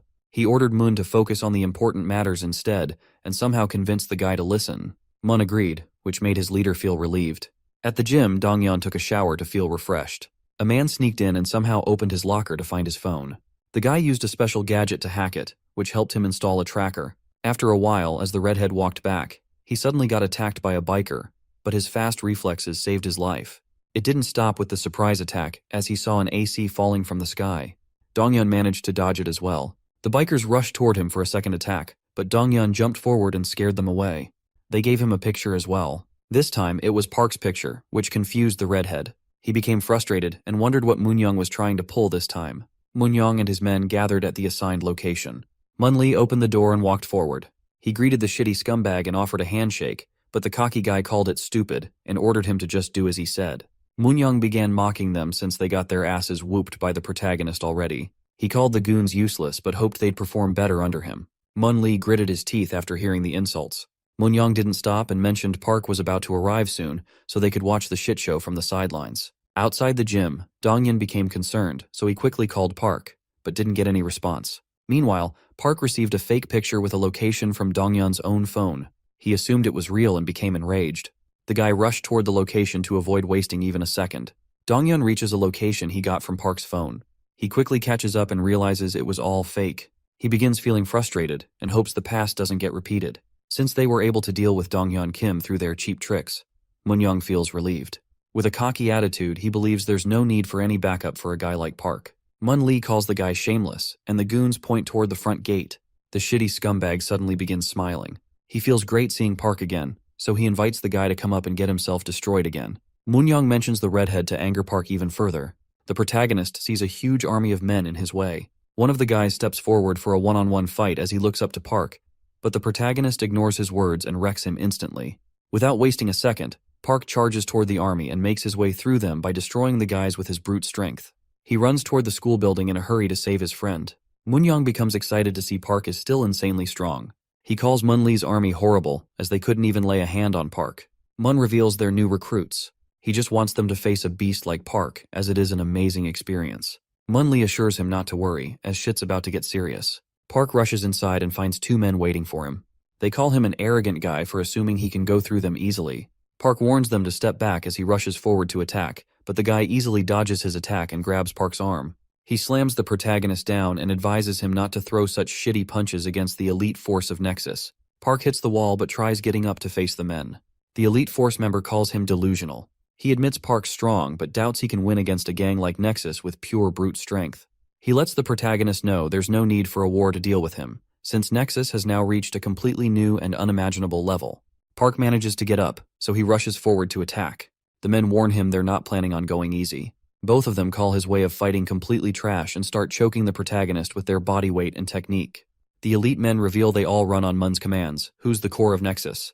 They're confident they will steal the victory since he's nothing against real skills. They try suffocating Park so he loses consciousness, but he tries smashing his back on the wall to free himself. The men call it useless, and one of them uses a new technique to continue choking the protagonist. The guy calls his technique Lion Killer. Park begins bleeding from his mouth while the man shares that humans can win against even lions with this technique. The protagonist runs toward a wall. The men call it useless, but he ignores their words and successfully smashes one of their heads on it at the cost of his own. They still keep their shit together to continue choking Park. His eyes begin losing focus, but Park remains determined and pulls the same trick again. He rams both his and his enemy's heads on the ground. They both struggle to contain him but still keep hanging on tightly, so Park smashes his head the third time. The elite force member gets his head wrecked and finally falls down. The protagonist frees himself and easily destroys the other guy as well. Before the fight, Mun Chad made it clear that they can't win against Park. They called it unfair since they already went through insane training to reach this point. But even though he understood them and the determination they had in their eyes, he knew they'd assume they can win. But soon, they're going to learn their lesson. The elite force members finally learn Park is a literal beast. They thought it was unfair for Mun to be sending them in since he didn't even trust them. But the guy called it necessary and admitted no one on their side could ever win against Park. It doesn't make them weak. It means Park is just a different kind of human. He believes in his men and wants them to use their strength to slow him down. Mun ordered them to only exhaust Park as much as they can, and once he's on edge, the protagonist will have to face the fastest boxer they have on their side. A new elite combatant greets Park, who's trying to catch his breath after the previous fight. Choi picks Donghyun up on her bike but disappointingly shares it's still going to take them an hour despite the top speed. She also mentions some guys and suddenly stops somewhere. Donghyun recognizes the Incheon men. Insu speaks up and assures them he has already taken care of the hackers. The guy orders everyone to begin moving. Choi grins, and the whole gang starts rushing toward Park's location. At the school, Park begins his fight with the fastest guy, but not a single punch connects. The guy predicts all his moves with no effort. A few minutes before the fight, Moon advised his fastest man to face Park once he's exhausted, and believes he needs to hurry up to save his friend. Mun predicted Park's going to rush, which will be easy to read. The combatant was ordered to keep fooling Park while maintaining his distance to buy as much time as he can.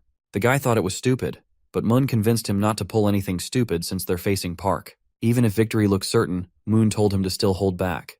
The guy becomes impatient and hits Park with a jab. He knows the protagonist simply cannot read it. Most martial artists use their whole body in advance to attack, but he's different. He throws the attacks first, while his body simply follows his actions. With his technique, Park can never predict a punch is coming his way. The guy lands another crazy punch, pushing Park back. He decides to finish the protagonist but suddenly remembers Mun's orders, so he steps back and grits his teeth while wondering what's so crazy about a guy like Park. He doesn't understand the hype and kicks Park in the stomach. The protagonist feels exhausted but continues to attack. No matter what he throws, the combatant dodges it and calls Park nothing more than an animal with no brain. He becomes cocky and assumes he can win, but the guy suddenly hits the wall.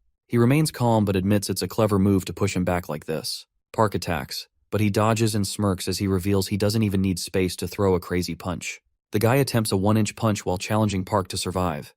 The protagonist eats the strong punch and gets thrown back, but he gets back up and pounces at the guy to finish him. The combatant guesses he doesn't have any brain cells, so he hits Park with the same punch. The guy laughs and wonders if Park never learned about such a famous punch. He asks how shitty Park feels, but the protagonist remains calm and charges at him again. The man becomes frustrated, seeing his attacks didn't slow Park at all. He challenges Park to deal with another move and begins throwing multiple punches at once. He keeps on hitting, but suddenly Park grabs his arm and orders him to stop his bullshit.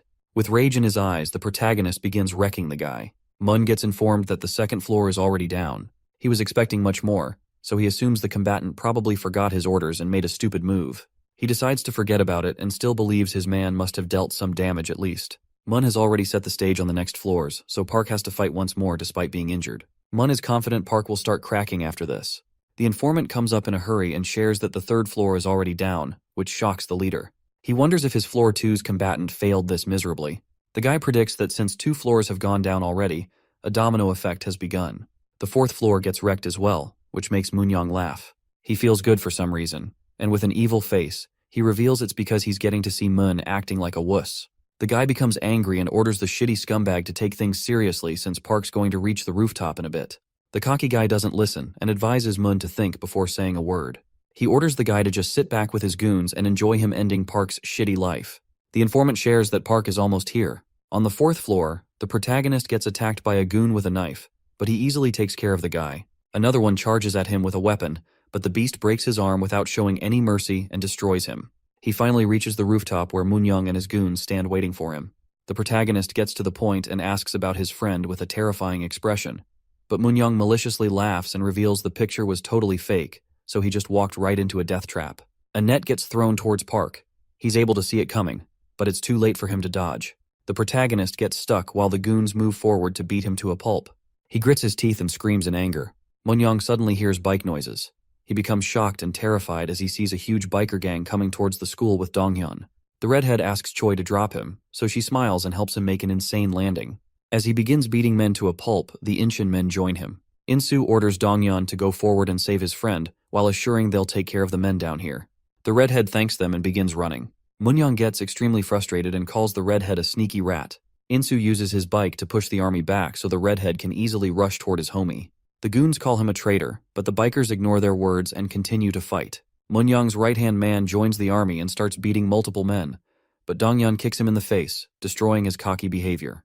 While Insu is busy ordering his men, someone tries kicking him, but he barely manages to block it in time. Mun-lee greets him with an arrogant attitude, but suddenly gets attacked by Donghyun.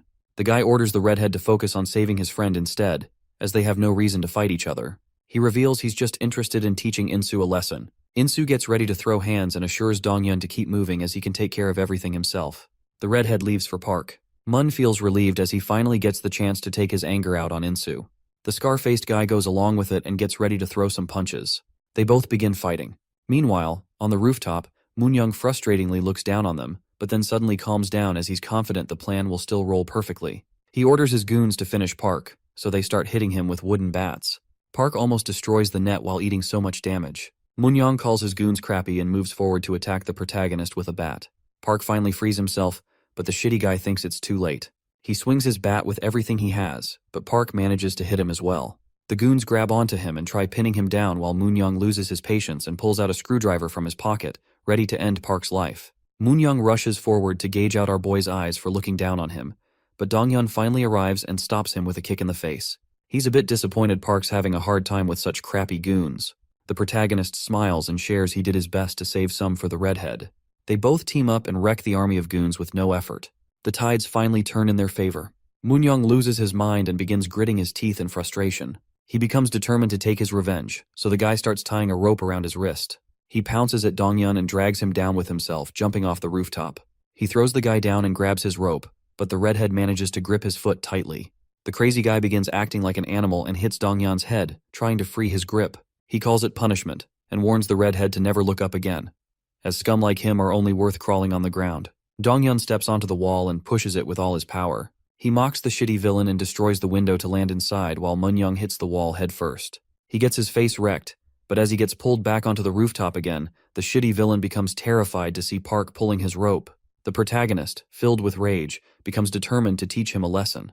Moonyoung tries to free himself, but Park pulls him so hard he flies back at him. The protagonist smashes his head with a punch and sends him flying again. He pulls the rope once more and continues to destroy the shitty villain for good. Donghyun appears and stops him. He understands Park's rage but wants to settle his scores as well. The protagonist gives him 5 minutes, which puts a smile on his face. He confronts Moonyoung to settle old business. The trash scumbag frustratingly tries to fight back and wonders if they think they're some heroes with him as the villain of their story. He hits Donghyun and calls them losers who couldn't win because they're weak. The guy thinks it's unfair for them to take such a shitty revenge over what happened in the past. But Donghyun wrecks his face and orders him to shut his bullshit. He continues kicking Moonyoung and lets him know he never won. The redhead calls it cowardice and makes it clear that he's a huge trashy scumbag. Park ends up punching Moonyoung. The redhead gets annoyed and orders him to step back since his 5 minutes are not over yet. Park apologizes as he couldn't hold himself back, so they both begin beating the guy together. Moonyoung becomes terrified and tries stopping them, but it's too late as they both completely wreck his body and destroy his teeth as well. Moonyoung grabs the redhead's leg and begins begging for his life. He promises he's never going to stand against them ever. The guy becomes desperate and begs them to let him slide once. Park knows it's bullshit, so he hands over a metal rod and makes it clear that they're not letting him blab out of this one. Donghyun grabs it, and despite Moonyoung's continuous begging, he grips the rod tightly and almost hits his leg. The pathetic trash cries and screams but suddenly realizes he didn't get hit. The redhead looks down on him but thinks it's enough as he doesn't want to drop as low as the shitty villain. He looks back and watches Park using his insane strength to demolish Moonyoung's knee. With eyes filled with rage, he feels unsatisfied going home without destroying the scumbag's life. The men outside the school notice Moonyoung's trash body hanging from the rooftop. Moon smiles and guesses it's over. He and his goons raise their hands and accept defeat. The guy excitedly reveals he will continue this some other day. Insu catches a breath and orders his men to stop fighting. On the rooftop, the redhead wonders who's their next target. Park reveals he's going straight for the leader, Chansu next. At the hospital, Moonyoung sits in his wheelchair in a pathetic state with bandages all over his body. Elsewhere, at a school, a few men gather with weapons to slow down Park. The leader orders them to get ready as the protagonist enters the school. The men get terrified, but their leader tries to motivate them, so they stand their ground against Park. They start wimping out, which annoys the leader. Park suddenly pounces forward and destroys him in mere seconds. The goons get scared, but he continues forward and beats all of them to a pulp. Park sends the picture of the goons he wrecked to Choi. She laughs and shares that he's done dealing with the school. She gets surprised as she gets a positive report from both Insu and Donghyun as well. Junu ignores her words and keeps on thinking, which annoys the girl. He asks for some space and reveals he's almost done reaching the conclusion. Junu's eyes widen as he suddenly cracks the case. He gets up in excitement and finally understands it. She asks what's wrong, so Junu frustratingly reveals he knows what Cheonsu's trying to pull. It's the Pascal, a game that made its way to the top in only a few hours after release. He finds it suspicious that the traffic is still being generated even after a whole week. Because of this, the shares of the game have increased by 600%. Choi doesn't understand what he's trying to say, so Junu makes it clear that Nexus is behind all of this. At Cheonsu's office, Moon reveals he learned that the protagonist and his men are going around conquering all the schools one by one. People believe Nexus is laying low because the gang is too wimpy. As things are going, they will slowly lose all the control they have. Moon believes it's time they take action against this. Cheonsu understands his words and asks Lion about something. He replies that exactly 7 days later, their plan will become successful. Cheonsu orders Moon to just back down for a week and avoid wars with the enemy. He guarantees everything will be dealt with in a week. Cheonsu wants to avoid taking action against nobodies. He's confident that in just a few days, they'll have 100 billion won to their name. Cheonsu shares he still believes in Moon, so the guy thinks his leader is aiming for a better plan to ruin Park's progress. He puts his trust in Chansu Kim. At Junu's office, Choi assigns a few schools for Insu and Park to take care of, and as for Donghyun, she decides to assign Dongtaek High, a school led by Baekhyun Choi. She explains there's nothing extraordinary. The guy just has an MMA background, but it will be effortless for Donghyun. She finishes things for today and wishes them good afternoon with a smile. As they all leave the place, Donghyun catches on and notices Choi's unusual behavior. When she's about to leave on her motorbike, the guy stops her and asks if she's sure about what she said since the guy she mentioned is from her own school. She's surprised he has a working brain. The girl hands him the helmet and invites him to ride with her unless he has other plans. They both reach a new place, so she begins her story and mentions someone who was a part of Nexus. Choi brought up her past as well. She learned her father was trash who ran away with a woman he was cheating on their mother with. Choi's mom ended up working day and night to support the whole family. Things kept getting worse, so Choi began despising her life. She wished she'd stop skipping school so much, but the woman was totally powerless. Her brother felt concerned about everything as well. Choi began hanging around with people who had similar shitty lives. She felt a sense of belonging and finally found people she could call her friends. She kept engaging in weird activities but trusted them to always have her back in it. Choi ended up getting taken by the police one day, so her teacher came to pick her up. She advised him not to waste his breath as she was dropping out soon. The man didn't care about her business, but he found it weird as she had insanely good grades for someone who didn't want to continue studying. He advised her to study even harder, but she called it pure luck and tried brushing it off. The teacher didn't agree and reminded her that most kids can never score 80% from pure luck. He gave her all the books she threw out earlier, but made it clear he didn't care about it. He allowed her to do whatever since it was her own life, but he ordered her to keep her shit together at least till she actually dropped out. He began leaving and advised her not to pull stupid shit again in front of the police. Choi took his words seriously, and later that night, she sat on a bench near her gang and began reflecting. The nearby activities caught her attention. A musclehead blondie slapped some kid over money.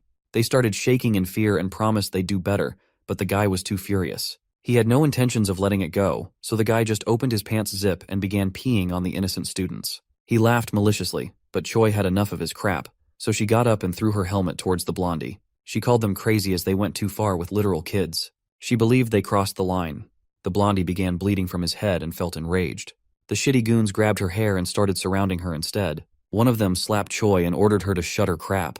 The blondie frustratingly wondered why she was trying to act like a hero. She felt the pain in her cheek but suddenly noticed a single man beating the gang all by himself. The guy used a bat to destroy multiple men. Choi recognized he was her little brother. She became confused while the goons charged at him to teach the guy a lesson. He didn't lose against anyone and easily won against the lackeys. The brother used Choi's helmet and destroyed the blondie effortlessly, shocking everyone. He got up and coldly announced he was the district's new leader, Baekhyun Choi. Choi and her younger brother had nothing in common. She was rebellious, but he used to do his best to become a better son. But he ended up becoming the target of Nexus. A gang member began beating the crap out of him. The trash goon saw the brat backing off, so he repeated his words about Baekhyun's sister. The guy kept on rambling, but Baekhyun became so pissed, he moved forward to throw a punch. The gang member dodged it easily and punched Baekhyun to teach him a lesson. Poor Baekhyun didn't get the opportunity to live a normal school life. He was aware no one was coming to save him, so the boy pounced onto the Nexus goon, and since he had no choice left, he used his teeth and ripped off the scumbag's nose. Baekhyun lost his shit and challenged everyone to never mess with him. The goons charged at him, but he confidently faced them all. Soon, the rumors about his fights began circling throughout the school. Out of nowhere, a Nexus member came and invited him to join the gang. He joined Nexus and became unstoppable, but then one day things changed. As he was walking home, he saw his partner, who warned him about a trap. But the guy stood confidently despite seeing multiple men charging at him. He wrecked one and made it clear that he was never going to run away. The fight continued for hours, and he finally fell down against the shitty goons. They stomped his face, but the guy couldn't move anymore. He became frustrated as he realized he was finished, but then Chansu came and saved his ass. The leader called Baekhyun amazing for holding out despite such horrible odds. He smiled and ordered Baekhyun to drop the formalities. He felt inspired. The goons got terrified seeing Chansu, but they decided to take him down as well. All his life, Baekhyun despised seeing people's backs. His sister and parents were all shitty people. Everyone he had in life was a cowardice rat. But everything changed for him when he saw Chansu in front of him. Everyone charged at once, but Chansu beat them all effortlessly. Baekhyun's eyes began burning with determination again. He decided to follow Chansu for his life purpose. Choi confronted him about his decision later, but he didn't care about her words at all. He revealed Chansu himself chose him, and he was only here to fulfill Chansu's orders. He made it clear to never get in Chansu's way, and announced he'd kill the person with his own hands if it came to that. At the pool club, Baekhyun addressed the issue of a huge number of dumb brats who didn't know they were supposed to fear Nexus. He believed it was because of zero support from the teacher's side. The guy called them wimps for not cooperating and wondered why they acted so carelessly. He decided to end their nonsense and ordered them to cooperate with whatever plans he would suggest. The teacher spoke up and made it clear that the teachers didn't care about his shitty orders. Baekhyun coldly asked if they had a problem. The teachers called him correct, so he didn't hesitate and used the snooker stick to destroy the teacher and stab his leg, shocking everyone else. He invited the others to come at him but warned the wimps not to take his actions lightly. Choi felt sad about her brother's situation, but she couldn't do anything to stop it. The teachers started getting tormented every day. Baekhyun kept destroying their lives in a shitty manner. Most teachers in the district gave up and left the schools. Choi's homeroom teacher was surprised teachers would leave for such a cause. He was ready to throw hands if he ever needed to confront the student himself. He guessed the teachers could avoid all the issues by resigning. but he was worried about his students who were continuously getting death threats from the gang. The guy became determined to protect them no matter what. The teachers who didn't back off got their lives completely wrecked by the guy. Choi's homeroom teacher ended up being sent to the hospital. He assured the girl he was fine, but at that point Choi felt a new kind of guilt. She felt ashamed, so the girl threw her ring away and left Nexus for good. She made it her responsibility to destroy the scumbags herself. She finished her story and believed people couldn't change so easily, so he didn't need to hesitate just because Baekhyun was her brother. Donghyun decided he would try his best to convince the guy. At some food store, Park hunts down the school's leader, and despite hearing him beg, the guy shows no mercy and wrecks him. Insu completes his job as well. They both laugh and wonder what's wrong with Donghyun. The redhead calls them stupid and explains his school is just really far. He enters the snooker club and becomes stunned when he finds no one inside. Somewhere else, as Choi moves towards her destination, she hears a woman begging for help. Choi stops and asks what's wrong, but the woman fools her and reveals her true colors. Choi feels confused but catches on quickly as she finds herself surrounded by men. The goons order her not to fight back, but Choi hits one with her helmet and pushes him back. The woman tries something but Choi smacks her as well. She suddenly gets hit by a bat and loses consciousness. The men inform their boss that she has been captured. Choi gets locked up. She keeps knocking on the door while frustratingly yelling at her brother to let her out. Baekhyun finally appears and learns she has been yelling for hours now. He kicks the door and orders her to keep her mouth shut for at least 5 days so he doesn't need to kill anyone. He makes it clear that if she continues this, he's going to assume she's getting in Cheonsu's way and wreck her life. She begins smiling and lays down to take it easy, just like he said. She repeats his warning and laughs. At Cheonsu's building, Moon fills him in on the situation. He knows Park and his gang are obsessed with loyalty, so they won't do anything stupid that puts Choi's life in danger. Cheonsu grins and hopes they can keep this up. He reveals the plan has almost reached completion. At Junu's office, the guy decides to be careful since their enemies have Choi as a hostage. But he disappointingly shares that if they don't take action, Cheonsu will become a multi-millionaire even Junu can't defeat. He admits it's risky, but orders them to keep destroying the gang little by little. Insu asks a question. He understands Nexus can be defeated, but that still won't stop the leader from reaching his goals since the stocks have already crossed all expectations. Insu believes they've already lost. Junu laughs as he understands his words but explains they're ignoring something important. Junu is determined to win at all costs, even if he has to use shitty methods. He assures them not to worry and reveals they still have a plan that will change the tides. Junu calls Insu correct and reveals Nexus has increased the game's shares to 8 times their original price, but the stocks haven't been sold yet. He believes it's because their plan still needs more time to be successful. With an evil expression, Junu predicts Cheonsu's real plan to sell the stocks on short. The whole explanation goes over Park's head, so Junu clarifies that Cheonsu borrowed the shares first and is now planning on liquidating them completely. Whenever he needs to return everything, the guy is aiming to just buy the necessary number of shares and return them to the owner. Junu continues his explanation and predicts the leader is going to push the price to completely crash. Since the redemption date is close, Junu explains the leader will use his influence to destroy the share prices, but that's where Park and Insu are going to jump in and stop everything. Donghyun feels concerned about Choi, but Junu assures him they're going to get her back. He reveals he tracked her hours ago so she can be saved anytime. Donghyun gets angry and questions why he kept such a thing hidden for so long. Seeing his passion, Junu guesses the redhead might be in love, which embarrasses the guy.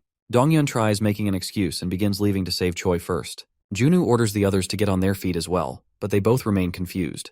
Insu forgets about the fancy talk and helps Park understand they just need to wreck some more goons. Junu laughs wickedly and orders them to deal with the goons while he takes care of the mess with money. Park and Donghyun reach the location and break open the door. They see an army of goons hiding inside. The men are surprised they got tracked, but they all rush forward to defeat the beast and his friend.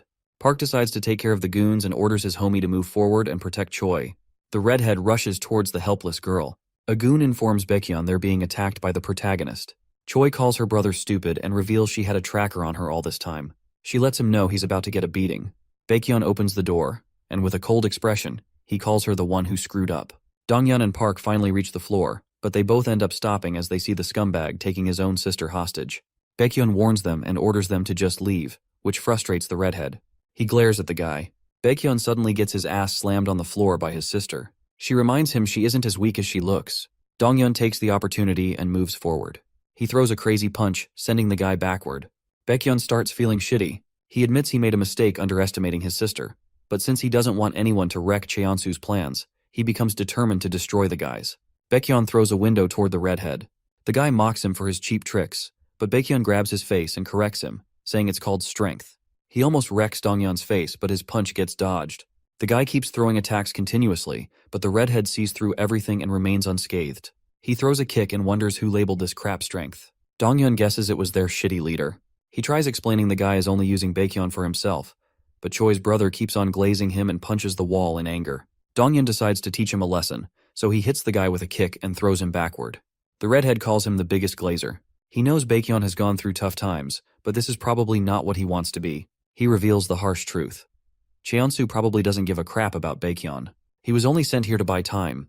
Donghyun tries to wake him up and questions why he's such a simp for Cheonsu. Baekhyun still doesn't understand, and in a desperate attempt to win, he charges forward. But the redhead destroys him instantly. He doesn't know what Baekhyun saw in his life but believes he's on the wrong path. This is hard for the guy to believe, as he had no other choice than to be a strong beast for survival. His leader helped him find a proper path. Baekhyun already knew he was doing terrible things, but that didn't matter because he had already decided to walk behind Cheonsu. Even if it's depressing or hard, he was happy to walk the road for someone who came into his crappy life and became the hope he always needed. Baekhyun stops them and starts screaming in rage. Choi grits her teeth, seeing his desperation. As her brother charges forward to attack, Donghyun wrecks him and hopes he stops, as it is getting depressing. Baekhyun clings onto him to keep on standing, but the redhead knocks him out. He still grabs Donghyun's leg with whatever power he has left and tries stopping them, but the guy gets stomped in the face. Choi's head starts going through all the memories. Her brother gets up even after so much beating. Donghyun feels a bit annoyed, but Choi stops him and steps forward herself. She slaps her brother and, with tears in her eyes, orders him to wake up. Choi reminds her that Nexus destroyed her friend's knee. Park's life got ruined through insane lawsuits, and Junu lost his precious friend and family. She helps him understand her shitty gang will someday betray him and destroy his life as well. She apologizes for what happened and begs him to change. Donghyun supports the girl and believes he should try harder to fix his own life. The redhead moves his hand forward and tells Baekhyun he can still change and start from zero. The desperate guy holds Donghyun's hand but suddenly pulls him in and attacks. He begins acting like a total animal and lets them know he's never betraying his leader. Baekhyun jumps through the window and escapes. Choi feels frustrated, but Donghyun assures her the punch didn't even connect. He's honestly more worried about her brother because once Cheonsu loses his shit, Baekhyun's whole life will shatter again. At Cheonsu's building, the leader observes his men selling short and learns their progress today is at 20%. Lion is amazed by how fast it's dropping. He feels bad for the people losing their money, but Cheonsu doesn't care one bit. He praises everyone and stops for today. But as he's about to leave, a trader begins screaming as he sees a 6% gain. They begin losing money, which shocks the leader. His men believe someone is manipulating the market from the outside. Somewhere else, Junu sees through their whole scheme and easily sets the tide in his favor. With an evil expression, he reveals Cheonsu is dead if the price begins flying. Cheonsu's men begin panicking, seeing the price soaring high. They hope it maintains a downward trend, but they finally lose their shit as the price crosses 18%, and the trade closes. Lion's face becomes colorless. He starts getting calls while the traders find it hard to imagine someone could manipulate the price like this. They can't believe it's possible, but Junu smiles at his place and somehow makes things possible. Cheonsu's anger becomes visible. He finally loses his patience and suddenly sees Baekhyun trying to enter. The guy calls Cheonsu and requests more backup while promising he will take care of it. He feels glad his leader is listening, but Cheonsu kicks him in the stomach and turns the guy into his punching bag. He sends Baekhyun flying and calls him worthless since he didn't fight till death to buy them the time they needed. Cheonsu orders Mun to listen and admits there's no other way for him to win besides getting his own hands dirty. He tells the guy to gather all the chapter leaders. Mun becomes excited as he understands what's going on. Cheonsu calls him correct and gets ready to deal with the protagonist himself. The next day, Cheonsu's trader is shocked as he sees the news about Pascal's partnership with Junu's corporation. The trend keeps rising, and everything goes according to Junu's plan. Cheonsu finds it hard to stop laughing and wonders what his enemy will do after this if they even have any cards left to play. Outside a school building, Cheonsu greets his army, the elite force of Nexus. Leaders from all the chapters gather in front of their leader. He decides to keep it simple and reminds them it only took 2 years to conquer all of Korea. They were able to make a name for themselves and gather money, but he knows everyone's already aware of Park's return. Because of the protagonist, more and more people are trying to get in Nexus's way. So with their gang's reputation in mind, Cheonsu orders them to bring Park in front of him before the day ends, with a terrifying expression. He wants to use Park as a stepping stone to make it clear to everyone what Nexus can do.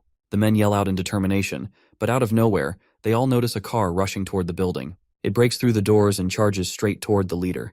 The goons scatter everywhere to dodge it, and as the car stops in front of Cheonsu, Junu comes out laughing at their crappy little meeting. He calls them nothing more than a group of thugs and reminds Cheonsu about their last conversation. With a wicked smile, Junu celebrates his victory as he finally manages to steal Cheonsu's fake smile. The leader admits he wasn't expecting so much to happen, and calls Junu crazy for his insane game. Junu laughs and shares that he already knew this wasn't something normal people could pull off. He feels disappointed to see Cheonsu's backup plan is just to gather goons and gang up on Park like literal wimps. To avoid the shit show, Junu suggests they have a 3-on-3 fight instead. Cheonsu doesn't fall for his words, but Junu corrects himself and reveals this isn't a kid's game. When adults settle things, there's something called a deal that gets involved. Junu offers the game's rights, even if he has to deal with the loss, and he even confirms he will stop any vengeful bullshit if Cheonsu wins. But if Junu wins, he wants Cheonsu to step off and disband the shitty gang forever. Junu makes himself clear and believes if even such simple terms are hard for him to deal with, it means he's a pathetic little wuss. Cheonsu feels insulted, but to save his pride, he accepts the deal but adds one more thing. He demands Park all for himself if he manages to win. Because he's in such a shitty mood, he won't feel satisfied until he wrecks Park's life for good. With a terrifying expression, Cheonsu invites him to try his best. As the deal gets settled, Junu explains the rules and reveals that once all the fighters are down, the team loses. He chooses his 3 fighters while Cheonsu chooses Moon and Ji-hyuk, the head of the Gang 1 chapter. With everything at stake, Junu announces the fight's beginning, which will determine their fate. As the chosen ones come face to face with each other, Dongcheon wonders why he didn't get chosen. He believes he has everything the gorilla has and feels disrespected, but Cheonsu admits Ji-hyuk is stronger than both of them, which shocks the other guy. However, Cheonsu asks him to just be patient and see, as he's about to witness the insane strength the guy has. Ji-hyuk steps forward to go first, so Insu announces he's the one Ji-hyuk has to face. The musclehead feels a bit weird. He thought Insu would know better about weight classes and wonders if he's thinking straight. Insu understands his reasoning but challenges him to see if that matters once he actually wins. Insu rushes forward and shocks everyone with his insane speed. Even the musclehead admits it and takes a lot of damage. Insu punches him, but the guy praises his efforts and sends him flying backward. Ji-hyuk is surprised Insu can do so much despite the weight difference. He removes his shoes, shocking the goons. Mun recognizes the gorilla is about to go all out, so he becomes excited as he's about to witness a crazy fight. Ji-hyuk gets ready to attack while Junu reminds Insu he's finished if he gets caught. The guy gets it but ends up lowering his guard while speaking. He gets caught by the musclehead, who reveals he's putting respect on Insu's name by going all out. He slams the scarhead on the ground, wrecking his back.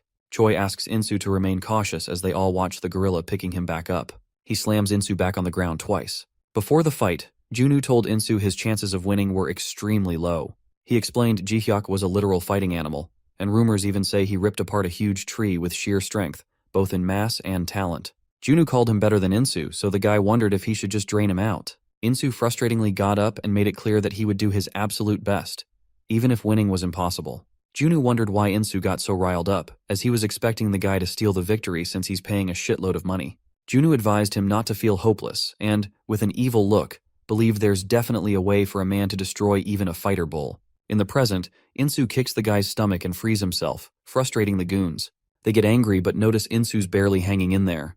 The guy feels alive and realizes this is the reason Junu called it almost impossible. He admits if he gets caught in the same attack again, he's going to drop dead without a doubt. The musclehead rushes forward to finish the game, but Junu smirks and believes it's time Insu humbles the bull.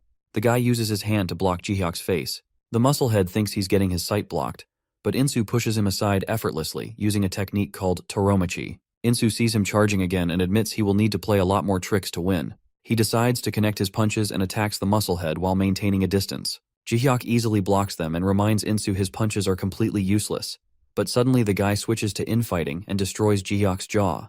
The gorilla recovers instantly and charges at him once again, but despite Mun's warnings, he doesn't change his path and gets his face destroyed by Insu's crazy punch.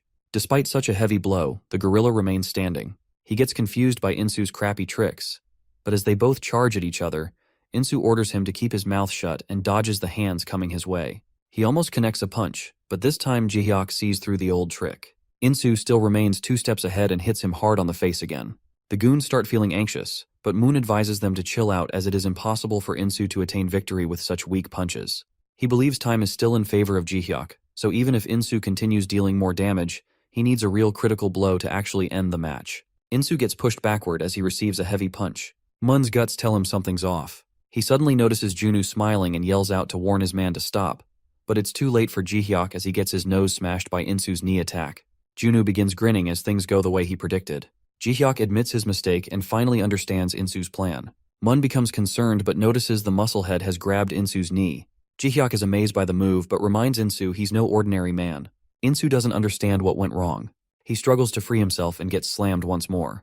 His homies become concerned, but Dongyeon believes he's still okay.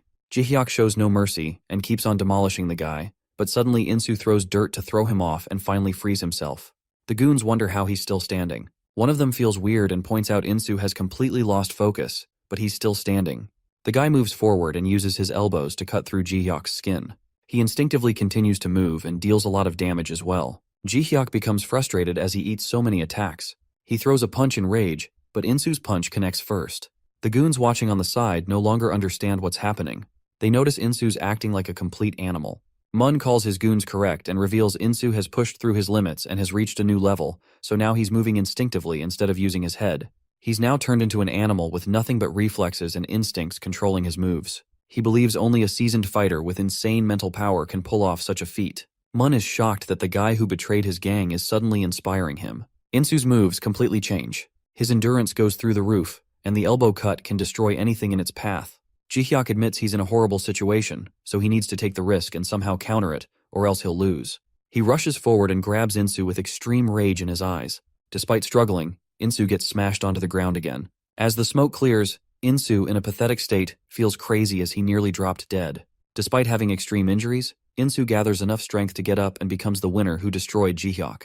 The crowd gets silent, but then Mun Lee decides to step in.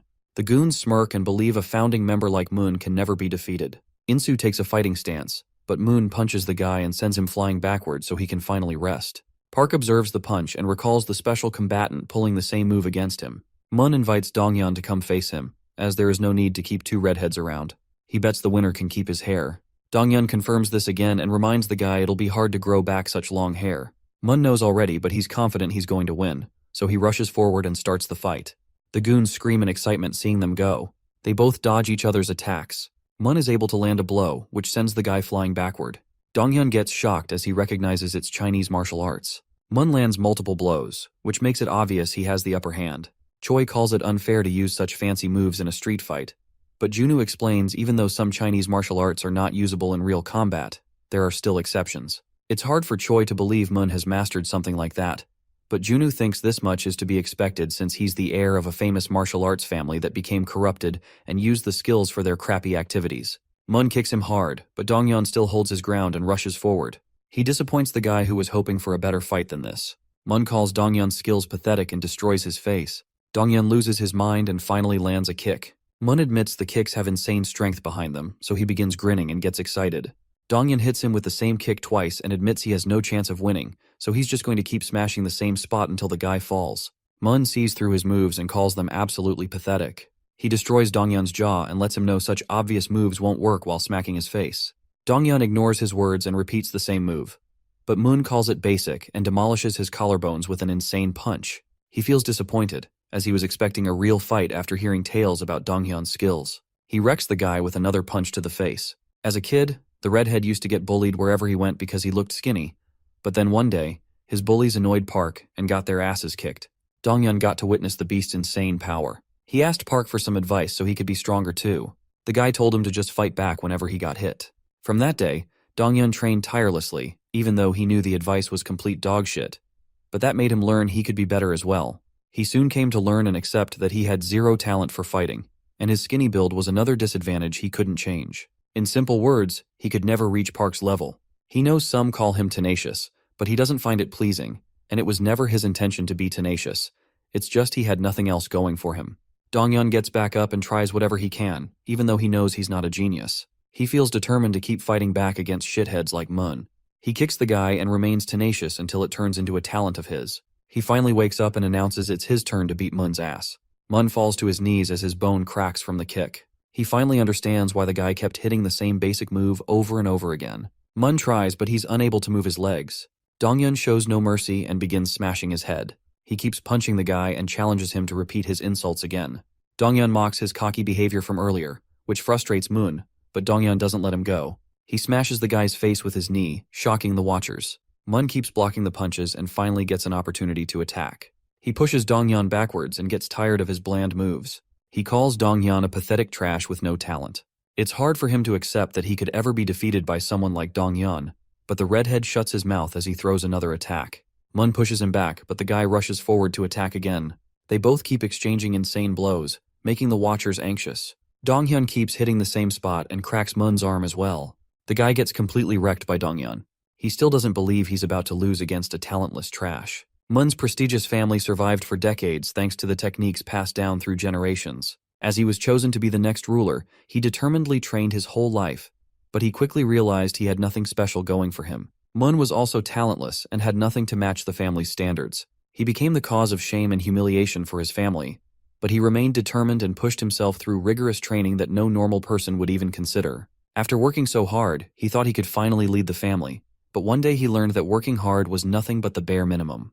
His father brought in some kid to replace him as the leader. He was in disbelief, but his father helped him understand that they needed talent to keep the family alive, which he didn't have. The father blamed everything on Mun's past life and ordered him to just piss off while the boy could take over his position. Mun became frustrated and stood against the decision.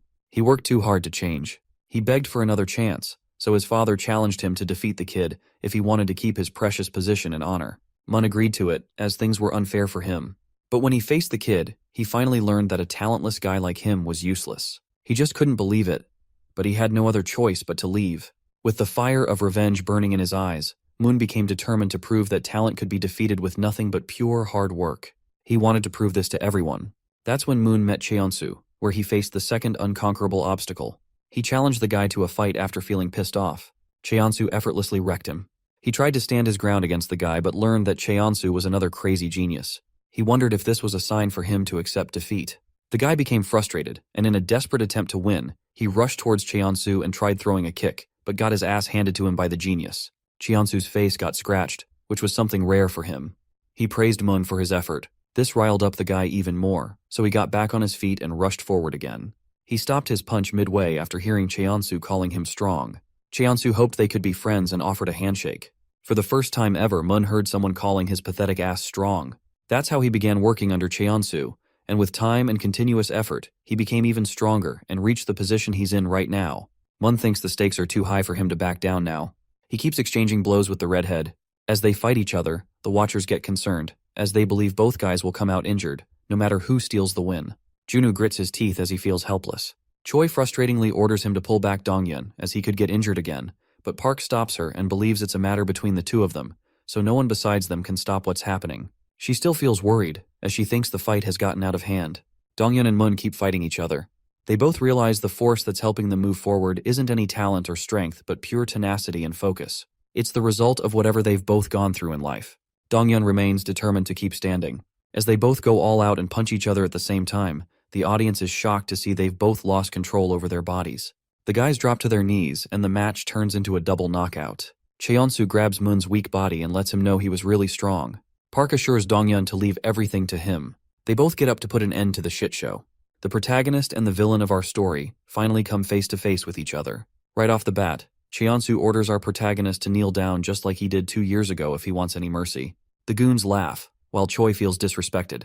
Cheonsu doesn't understand a few things. He points out that Park has finally gotten his hands on some money and even made friends, so why is he still so obsessed with Nexus? Cheonsu wonders if Park thinks of himself as some protagonist who needs to constantly chase more. Junu feels angry as he remembers what happened clearly.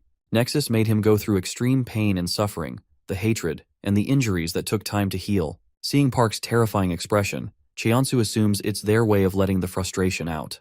The protagonist calls him correct and charges forward to land an attack. Cheonsu calls him a musclehead, and as the fight begins, the goons get excited, witnessing the final battle. Cheonsu dodges the punch and flips backward to kick Park.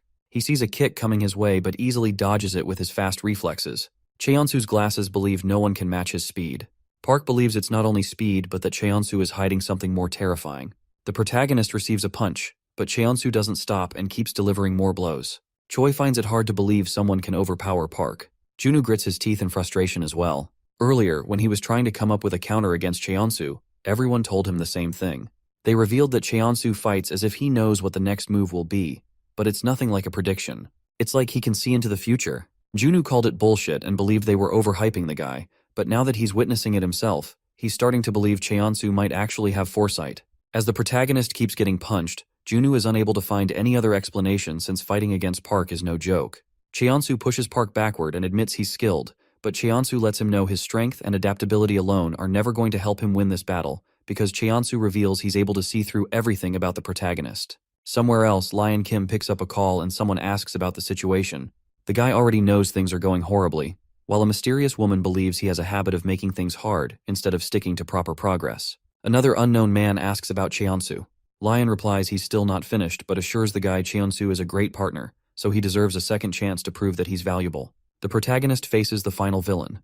It starts to rain, but he continues to fight. As he's about to land his punch, Cheonsu calls it a readable move and easily dodges. He reveals he's able to see through any opponent and kicks Park away. The protagonist falls to his knees and barely dodges the attacks coming his way. Cheonsu stomps his face and sends him backward while remaining unscathed. Cheonsu reminds him he's nothing special, even though the people around him praise the guy a lot. He makes it clear to Park that he's just a nobody. Donghyun knows he's in no position after he almost lost, but he doesn't want the protagonist to lose as everything is on his shoulders right now. Park suddenly screams and shocks the goons. He removes his jacket and finally gets serious just to humble Cheonsu. The Nexus leader feels a different vibe coming from him. The protagonist charges at him and throws a punch, but Cheonsu dodges it effortlessly and calls himself wrong, as Park's movements are still readable. Cheonsu sees a left punch coming, so he gets prepared to counter it, and lets the protagonist know his efforts won't change anything. Park screams again and breaks Cheonsu's guard. He hits the guy in the stomach and finally deals some damage. The tides finally shift as Cheonsu starts getting cornered by Park. He's still able to read Park but doesn't understand what's stopping him from countering. Cheonsu learns the protagonist was holding back all along as he's unable to handle things anymore. Choi feels shocked and wonders what's happening. Junu explains Park was just holding back so his opponent doesn't die, but it feels like he has stopped caring about it anymore. The protagonist's father was a gym owner. He used to get requests from trainers to enroll his son, but he always rejected them. One day, a guy asked what the reason was behind stopping Park from training. His father lived his whole life doing martial arts and would get stuck in weird situations quite often that would push him to fight someone. Sometimes, he would lose his patience and start seeing hundreds of possibilities to destroy his opponent and wreck their lives. But that's the reason he decided never to have his son train anything, because the father knew Park was a special kid born with insane strength. Even a small mistake would send him straight to a lifetime in jail. Choi is shocked to learn Park was hiding this much power, but she doesn't understand how he managed to reach this level without real training. Junu smiles and explains that despite not going through any real training, Park has gotten stronger through real combat. He's a literal beast with insane adaptability. As the protagonist faces Cheonsu, he hits the guy with his knee and wrecks his face. Cheonsu is sent backward, and as he notices his head spilling blood, his eyes widen in excitement. With a cold expression, the protagonist challenges him to read his moves now. Not just in games, even in real life, Cheonsu was easily able to dominate anyone in a fight because he could just easily read his opponent's moves. Everyone began following Cheonsu, so he rolled with it since it was a satisfying feeling. Despite being such a genius, even he couldn't outsmart money and power. He knew the harsh reality but didn't feel any hatred toward people with real power. He just felt extreme jealousy and wanted to someday achieve what they had. One day, he found the perfect opportunity and created his gang to climb his way up the ranks. He didn't feel any guilt or regrets as he thought the world was already full of people chasing the power he envied. Whatever he had to do, his goal was to just attain money and become even stronger than the people he was jealous of. He worked tirelessly, and little by little, he was finally getting closer to his goal. But now, all of a sudden, he's seeing Park's punch coming at him. The guy doesn't understand why he feels so excited about a crappy fight. Cheonsu feels alive for the first time. Junu notices his laughter and becomes confused. For the first time in his life, Cheonsu wants to demolish someone without caring about money or power. He maliciously laughs, and despite his plans getting destroyed, he feels good for some reason. Cheonsu doesn't understand this new feeling. His goons notice his behavior has changed as well. Their leader charges forward himself this time and attacks Park with a kick. His followers feel relieved to see he's actually making the first moves now. Cheonsu begins seeing things more clearly. He's even able to find the protagonist's weak spots. Cheonsu hits Park hard and continues throwing more attacks. His goons start believing they're about to actually win, but Moon orders them to be patient. Someone like Cheonsu going all out means Park holds the strength to push him so hard. Moon thinks they're both evenly matched, and even a small mistake will turn the fight upside down. Cheonsu keeps exchanging blows with the protagonist. The fight grows more and more intense, and as he gets hit in the face, Cheonsu admits Park is a beast, even though he's readable. He begins feeling an insane thrill and feels alive, which gives him a solid reason to go all out against Park. Cheonsu and Park throw punches at each other and try their absolute best to come out victorious. It becomes an insane battle of brutes determined to win. They both hit each other in the face but remain standing and continue their battle. Out of nowhere, someone orders them to stop. Junu gets annoyed and wonders who he is. Lion Kim lets Park know it's already over. Cheonsu orders him to back off, saying he hasn't achieved victory yet, but the guy calls him wrong and believes he already lost the war as soon as he got reduced to such a pathetic level. He needs to stop now. Park wonders who he is. With a terrifying expression, he orders the man to just back off. But Cheonsu removes Park's hand and despite feeling frustrated announces the gang has been cancelled, shocking everyone, including Park. Junu doesn't accept such a half-assed outcome. He's still not satisfied, goes against the decision, and frustratingly screams, but Lion laughs it off. He helps Junu understand he already got what he wanted since the gang has been destroyed like he desired. Lion believes this should be enough to satisfy him, which makes Junu speechless. The goons can't believe they're being disbanded while Cheonsu requests Lion to give him another chance. The guy orders him to just do whatever he can after this, and maybe he might become worthy of a chance. Cheonsu helplessly stands in front of everyone and admits he got carried away just now. He's still determined to make a name for himself, so he decides to take a step back and gets on his knees. He's confident this development will only help him progress further one day, so he accepts he lost, shocking the protagonist and his friends. Junu orders him to get up, slaps the pathetic leader, and calls everything bullshit. Junu's unable to control his frustration as the guy made them look like nobodies. He orders Cheonsu to get up, saying he should be groveling in front of them, not some trash who came in between. Despite receiving a beating, Cheonsu doesn't get up, making the others feel even worse. Just like that, as if they became fools because of their rage, Nexus and the pathetic leader disappeared completely, but they were all aware the war wasn't over yet. All the efforts, the Pascal scheme, and Lion's intervention meant Nexus was just a toy of some bigger power. Junu has no proof of their identities but believes they haven't achieved victory yet. The war has just started. Junu assures them he will soon find the ones behind the scenes. But after all of this, they had no other choice but to go back to their old school lives. The peaceful days made it look like the battle they had never actually happened. Soon a whole month passed by. One day, at the convenience store, a little girl asks the worker if he's going to propose finally. He asks her to mind her own business. Out of nowhere, Choi enters the store, so the little girl wishes him the best and disappears. The awkward guy sees Choi and starts making weird faces. He tries to control himself, but his heart begins beating harder.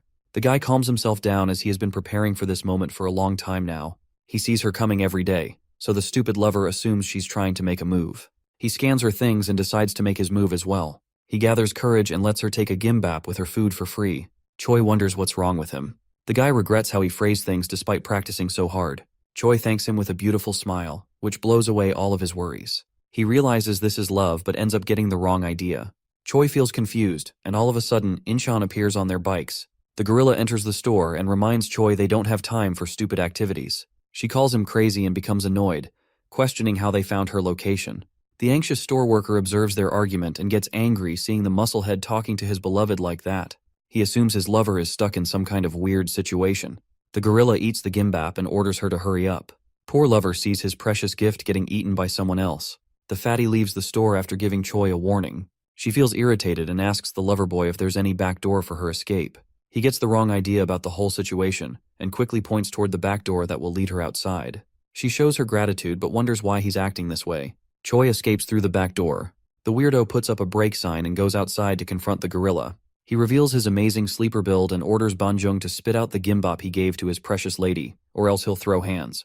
At a barbecue restaurant, Insu gets informed that Choi got kidnapped again, but Banjung takes responsibility for it. The guy gets too carried away while roasting his food and completely ignores his goon's information. Outside the store, the fatty tries punching the lover boy, but the powerful punch doesn't even faze the guy. He kicks Fatty and destroys him with just a single attack. The weirdo finally understands why poets call love crazy. The gorilla falls down and wonders who he's facing. He guesses the weirdo is one of those tigers who disappeared after Nexus got wrecked. Since Nexus is already finished, many fighters are appearing out of nowhere with the determination to steal Cheonsu's empty throne. Strong fighters who were laying low, and many new gangs are showing their faces now. They are called secondary shocks. Donghyun appears and slaps the weirdo while frustratingly questioning about Choi. The lover boy assumes he's the boss, so he grits his teeth in anger and orders them to leave his precious princess alone. Banjung warns Donghyun about the guy's strong kicks. The redhead attacks, but lover boy throws the same kick to block. They both take a step back, and Donghyun remembers he learned many new fighters were coming out. He still wonders how he didn't notice such a strong guy before this. He guesses the guy isn't a student. Lover boy takes a fighting stance and expresses he's surprised someone in Korea can keep up with him. He throws a punch, but the redhead dodges it.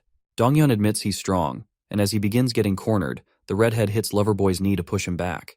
They both stop holding back, and as they begin exchanging blows, Choi appears and yells at them to stop. Once the misunderstanding gets cleared, the weirdo bows down in front of everyone and gives a genuine apology. Choi feels annoyed as he could have just asked her instead of replying with fists. She doesn't blame him much and begins yelling at the fatty who caused the whole misunderstanding. Banjung tries acting innocent, but she blames it all on his scary face and believes anyone would get the wrong idea. The weirdo keeps apologizing, and as they all leave, he begins crying his heart out as he's not sure when he'll meet his precious princess again. The guy admits he loves everything about her. The next day, Junu enters Park's class and, with a wicked smile, he shares he has finally located the real villains behind the curtain. So Park has a lot of work to do. The protagonist gets up with a serious expression and wonders who they are. At Junu's building, as the whole gang finally gets together, he shares that he has finally identified the people backing up Nexus. He believes they're behind all the crimes Nexus has committed so far. Park learns Cheonsu was nothing more than a pawn, so he decides to defeat the leaders first since he wants to teach Cheonsu a lesson. Junu understands him but reveals they can't win without money, and the ones behind Cheonsu are the fourth-generation heirs of the Seongsan group. This shocks the gang. He reveals Lion is the second eldest son, and behind him is the eldest, Dongho Lee. Choi recognizes the name and remembers they're so rich they can most probably buy the whole planet in a few years. She doesn't understand what they aim to get from a shitty gang like Nexus. Junu remains confused as well, and since the ones they're fighting against are no joke, he knows it won't be an easy win. So, Junu warns everyone to get ready for what's coming. Somewhere else, Dongho Lee announces they're going to conquer the entirety of Korea. He clarifies what he means and shares his desire to become the most supreme and incomparable, just like their parents. He doesn't want anyone to stand in their way and leave everyone behind in terms of money and power. The guy expresses how disappointed he is after his brother finally got the chance to prove himself, but he ruined it and became a joke instead. He apologizes for his brother, but the blondie laughs at Lion and can't believe he's so different, even though they belong to the same family. Lion becomes frustrated hearing them laugh, but the blondie calls him inexperienced and believes he's not ready to play the dominating role. The guy expresses he's disappointed to see how careless Lion is with the country's public. With a cocky attitude, he decides to take care of the guy's mess, but the woman laughs and doubts he'll achieve anything different. She decides to deal with it and assures Dongho she already has the perfect plan. Dongho calls it laughable as it almost looks like they already knew Nexus would fall. They both try brushing it off with a smile, but Dongho forgets about this, as he knew he would someday have to set the pecking order within their gang. The blondie wonders if he's trying to have a four-sided battle. Dongho calls him correct, and announces that whoever wins gets to lead the generation in terms of both money and power. The blondie feels amazed to see his confidence, while the woman calls it a good opportunity, so Dongho announces the beginning of their game. At the detention center, Gyubin Yang finally gets permission to leave. The other prisoners are shocked to learn this. They begin chattering about how unfair things are. A prisoner grabs Gyubin's attention to say his goodbyes, while another one mocks the guy and believes he'll be back in a few days. Gyubin's eyes burn with rage. He grabs the prisoner and lets him know he doesn't care if the guy rots in here forever. He's never coming back because he has power backing him up. He slams the prisoner on the metal wires and destroys his face with no effort. The others gaze at his strength and hope they get to see him outside someday. Gyubin finally leaves the crappy prison and smells the air of freedom. A mysterious woman with tattoos all over her body orders him to hurry up as his employer is waiting. The blonde woman, Seong Alim, greets him with a cute smile. He hops inside her car and learns she wants him to form a gang in Nexus's place. He doesn't understand why she wants him to defeat Park first, even though he has no real gang behind him. She explains some kids are talking about the secondary shocks that are appearing after the gang got destroyed. New fighters and gangs have already started fighting for the throne, so it's completely stupid and tiring to face them all one by one. She questions how someone can achieve their goal as fast as they can. Gyubin finally understands that since Park is the one behind Nexus's downfall, once everyone knows he got wrecked by someone else, the other gangs will calm down by themselves. She calls him correct and orders him to just jump in and destroy the guy without worrying about what happens afterward. Gyubin takes her orders but shares he wants to deal with something else first. As the sun's about to set, the noise of fighting begins coming out of a house. Someone calls it stupid to fight over money and kicks open the door to go make some money himself. He suddenly sees Gyubin standing in front of him. The baldy greets his old friend, so the guy becomes teary and hugs Gyubin while questioning how he got released so quickly. They both go somewhere else, and Gyubin wonders why he hasn't escaped his shitty house yet. He assumes his friend is having a hard time leaving his ungrateful family. The guy tries making excuses, but Gyubin thinks it's obvious from his expressions, so he throws the bag down and gives huge stacks of cash to his friend. Gyubin reveals he's involved in a big deal and assures his friend they can enjoy their lives once he wraps it up. He gives all the cash to his old homie and orders him to leave his shitty place as he doesn't need such horrible parents. Gyubin calls the guy his brother and assures him to calm down. A few years ago, Gyubin teamed up with his friend and stole someone's bag. They both tried hiding, but Gyubin's friend Donghua fell down. He remained calm and told Gyubin to just continue running, but the man chasing them finally caught up and dragged Donghua to an alley. The little kid tried making shitty excuses, but the frustrated guy didn't let it slide and tried beating the crap out of Donghua so he would spit out his friend's location. But the kid didn't reveal anything. Gyubin kept watching helplessly as he couldn't do anything about it. The next day, Baldy cried and blamed everything on him. He became determined to protect his brother no matter what. Donghua assured him it wasn't his fault alone, as they both knew this could have happened. But he agreed that they were both brothers from that day on. That's how the two kids became family. At Junu's office, the guy explains there might be more enemies besides Dongho Lee. He calls them literal rats since they keep multiplying. Junu wonders why Park looks so down. The protagonist mentions his fight against Cheonsu last month and asks Junu if he believes Park would have won. Junu is certain Park would have won the fight like he always does, but the protagonist says it was the first fight that made him doubt his victory. The protagonist doesn't believe it will go in his favor again if Cheonsu comes back stronger. Junu's surprised Park's confidence dropped so hard, but he calls the guy right and believes they should do their best to stay prepared, so they'll need new plans that will make their victory absolute. Somewhere else, Cheonsu meets up with Lion and asks for an honest answer. If the fight kept on going, he asks Lion if he would have stolen the victory or not. Lion doesn't give a proper answer, as he's not experienced in gang fights, but he makes things clear that the next time Cheonsu needs to win no matter what. The villain becomes determined and takes Lion's words seriously. Donghua rushes towards a few goons running for their lives.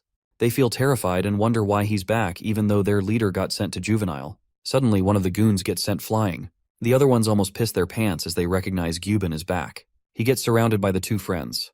Gyubin hopes the guy had fun mocking him while he was at the juvenile. The Baldy repeats his words and scares the guy. Poor dude falls down on his knees and tries making shitty excuses to save his life. Gyubin throws a brick towards him and orders the pathetic guy to use it to prove he feels sorry, so he doesn't need to hide all his life like a little rat. The pathetic victim is left with no choice, so he picks up the brick and uses it to smash his own fingers to prove his loyalty. Afterwards, as the guy walks back with his friend, Seong-ai appears and mentions the message she sent about avoiding any other jobs. She questions if it's too hard for him to understand Korean, but he explains he was just dealing with personal matters, that's all. The guy demands more money since he wants to pay his homie's debts, and since he's extremely poor, a single bag full of stacks wasn't enough. She insults him and throws a few more bags filled with cash. The woman gives her word that he doesn't need to worry about money, but from here on, he can't take any actions unless she orders him. And if he continues doing sideline jobs, she's not going to show him any kind of mercy. Gyubin takes her up on the offer and smiles wickedly. At Junu's office, he explains what's been happening in Seoul. One news is from Myeongdong. The area is usually very noisy and crowded, but these days there are no activities happening. He talks about Gangseo District next, and reveals the schools that were attacking each other have suddenly joined forces. They're now known as the League. Junu wonders why the public is having such different reactions seeing two unbeatable beasts arriving out of nowhere. Choi checks the reports and notices the same lover boy she met a few days ago is behind it. She takes charge of Gangseo District as she is sure she has met the guy before. At the convenience store, the weirdo still continues to regret what happened that day. Ever since he fought with Donghyun, his princess stopped visiting the store for ramyun. He accepts a guy like him might not keep her happy, but he still finds it hard to give up on her. The guy suddenly hears someone entering the store. His expression changes instantly as he sees his princess approaching him. She calls him Jonghyun Cheon, a 19-year-old who came back to Korea after Nexus was finished, and within days, he destroyed the schools nearby. With a serious expression, she questions if she got something wrong. Jonghyun swears he didn't do anything. He explains he got dragged into weird situations and feels horrible hearing his precious girl accusing him so casually. Choi gets confused, and as she tries to talk, someone throws a huge air cooler inside. The leader of Gangseo League pulls up outside to take revenge for the men Jonghyun beat up. He orders the weirdo to come out. Choi almost gets hit, but her lover boy saves her, and feels disappointed he couldn't show Choi his real side. But he gets ready to deal with the men all by himself, so he lets Choi pick her ramyun and enjoy. She becomes worried and offers help, but Jonghyun assures her not to worry, as he's going to destroy them within minutes. As the fight against Gangseo League begins, Jonghyun destroys the leader, and despite getting hit by a bat, he remains unscathed. The beast defeats all the men within 3 minutes, so he proudly asks his precious girl if she's done cooking. Choi feels anxious. They both sit down to clear all the misunderstandings, so the guy begins explaining and tries keeping it short. He calls himself an innocent student, which is hard for Choi to believe, but he continues and explains he was in Thailand before.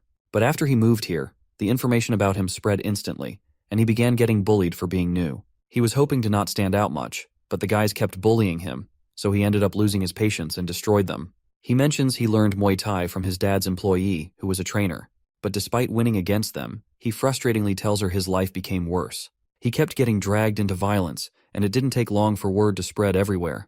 So students from other schools began popping out to challenge him, and the gangs even started giving him stupid nicknames. The guy feels mad about it but shares the rumors about him kept on spreading, so now students from other towns are ganging up on him too. He calls Gangseo one of them. Choi listens to everything but calls it bullshit. He tries to convince his princess that he's innocent but gets cut off by men suddenly bowing down in front of him. Jonghyun gets annoyed and calls the men weirdos, as they were trying to kill him just a second ago. Gangseo's men speak up and share they just wish to follow someone who's strong, so they all want him to be their captain. The lover boy wonders how they can call someone sir while they look 49 themselves. The man tells him age doesn't matter. They all wish to follow him because he's stronger, so they request him to become the leader.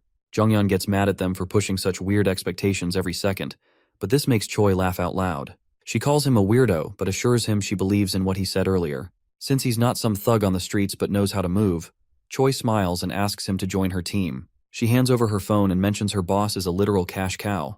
Jonghyun takes the wrong idea, so he gets on his knees and shows his gratitude while politely taking her phone. The guy promises he's going to do his best just for her. Gangseo's men get confused at first, but they all get on their knees in front of Choi to follow their boss. Choi accidentally becomes the lady boss of their league. Outside the gym, a kid thanks Park's father for the training. He promises to do his best, and as he leaves in a taxi, Park's father gets a bit surprised as he notices his son standing behind him. He realizes there's something wrong with Park. The protagonist requests his father to help him get stronger. The guy becomes serious but knows this day was inevitable. Outside his school, the redhead contemplates his previous battles. Despite giving his all, the best he could manage was just a draw. Even against Jonghyun, he doubts he would have won the fight. He feels extremely frustrated and blames himself, but Choi surprises him from behind and, with a cheeky smile, tells him to calm down. Jonghyun greets him as well. Donghyun gets shocked as he recognizes the guy, but Choi quickly fills him in on the situation and laughs as she tells him the weirdo is under her now. Jonghyun calls her correct and promises he's ready to do anything for his precious princess. Donghyun calls him mentally unstable, but Choi thinks that makes him better for the job. The lover boy properly apologizes for what happened the other day, but Donghyun assures him it's alright. The weirdo excitingly points out that Donghyun is definitely not a normal fighter, so he's curious about what training the redhead went through. Donghyun shares that he hasn't done any real training in his life, which is a bit surprising for Jonghyun. He admits Donghyun's kicks felt raw, but the strength he was putting behind them was insane. He believes only a few real fighters he has faced made him feel that strong sensation. He calls Donghyun a genius, but the guy feels disappointed and wishes Jonghyun was right. The weirdo says it's hard to deal with the frustration when your strong will is not enough to smash through the limits, but happily suggests Donghyun join him and meet someone who can help. After school, Jonghyun calls them lucky as his dad's friend is still working, and he's coincidentally in Korea right now too. He calls it fate. Choi learns her dad has a mango importing business. She assumes they're already rich, so she doesn't understand why he was working as a cashier. He believes these are his dad's efforts, so he wants to achieve something himself later. Donghyun suddenly notices a man examining his legs. The weirdo recognizes it's his master, Taesik Cha. The old man begins crying after he finds out the redhead has such amazing quads. He believes the kid went through harsh training, so he can't help himself but cry. The weirdo excitingly agrees with his master. Taesik assures the redhead he already knows about the whole situation and asks if he wants to get stronger. Donghyun replies positively, so the teacher promises he's going to reach new heights after training under him. The old man feels motivated, so he moves his hand forward and asks Donghyun if he's ready. The redhead knows his teacher will have to go through real trouble dealing with him, but if he doesn't mind the burden, Donghyun bows his head and requests the old man's guidance and training. Taesik smiles and calls it perfect. At Park's father's gym, the protagonist continues training tirelessly and destroys another punching bag. His dad reminds him that he's really powerful even right now, so he wants to confirm if Park is sure about training. The protagonist tells his father it's really important, so the dad decides to roll with it since he trusts his son. But before they start, he asks Park to promise two things. Under normal circumstances, even if he feels enraged, his father wants him to avoid fighting if his opponent has no spirit to continue. Otherwise, he's not a real fighter. His dad explains the second thing. Martial arts is just a collection of techniques that help someone maximize their power so they can win efficiently. When these techniques are properly analyzed, some moves seem to be more useful, so they become classics and are added to martial arts. So, being a martial arts student means Park is going to gain all the experience and wisdom of the human race, and he needs to use it logically. That's what it means to be an honorable fighter. His father hits the punching bag and with a serious face, asks his friend to promise he'll follow these rules. The protagonist gives him his word. Inside a mysterious dark building, Gyubin checks the reports and guesses it's in his destiny to cross paths with Insu Nam once again. The next day, Gyubin meets up with Seong A and shares he's thinking about starting with Insu. She calls the guy dumb and reminds him she wanted him to defeat the protagonist first, but he thinks they're going to defeat Insu either way, so it doesn't matter who he starts with. He also mentions he needs to settle a few personal scores as well. The woman decides to let him do whatever and thinks this can be a test to see if he's capable of defeating Park. He calls Insu just a warm-up, but thanks the woman for her permission. He decides to pay her favor with a quick victory. After a few hours, Gyubin informs his goons they'll start by destroying Incheon first. The goons are shocked they're getting paid so much just for some weaklings. A man hears everything, so he quickly disappears and informs Geo Park that his competitor's men are about to chase down Incheon first. He's surprised but admits Seong Ah is good at taking the first step. He orders his man to keep him updated and reveals the news to his goons. He orders them to crash in right now if they care about the medal. All three of Geo's goons are professional athletes. Incheon's men suddenly get stopped. The goons ask who's there, and one of them gets shocked as he notices Gyubin and his lackeys. The baldy feels glad to see his old pals, but without wasting a second, he throws them off their bikes and destroys them instantly. He orders his men to charge in, so they all wage war against Incheon and use weapons to defeat the gang. Banjung fights a few men while asking about Insu. He orders Incheon's men to call the leader ASAP. Gyubin feels nostalgic, but his friend believes there's a reason behind his choice. He doubts Gyubin would take such a long detour for just a warm-up, so Donghwa expresses his curiosity. The baldy helps him recall the time he was in big trouble after having an accident. Incheon's the gang he was hiding behind, and Nam's gang became a safe place for him. Nam was kind enough to let Gyubin stay with them, even though Insu was hesitant and cautious about it. Gyubin felt weird at first, but learned Nam's gang was loyal and reliable. They had fights from time to time as they were living together, but time would always fix everything. He was finally inside a gang that would fight back to back, and during the war for Incheon City, Gyubin stood beside Nam and fought with everything he had. Donghwa listens to the story, so Gyubin continues and shares he assumed they were all loyal people at some point. But despite calling them his family, he got betrayed, and they threw him out like he was some useless trash. He hates them more than his enemies, and tells Donghwa the only guy he trusts and calls family is him. Insu rushes toward his gang on a motorbike to save his men. Gyubin was like family to the gang, but one day Insu realized their stash of money was missing. Another gang member couldn't believe it, but Insu confirmed it was gone. The other guy mentioned that only Gyubin was present the previous day, so their attention turned to the baldy, who became anxious. Insu asked if he saw someone grab the money since they'd been saving it for a while to change their house in the future. Gyubin got angry, feeling like he was being blamed for it, but Insu assured him that's not what he meant.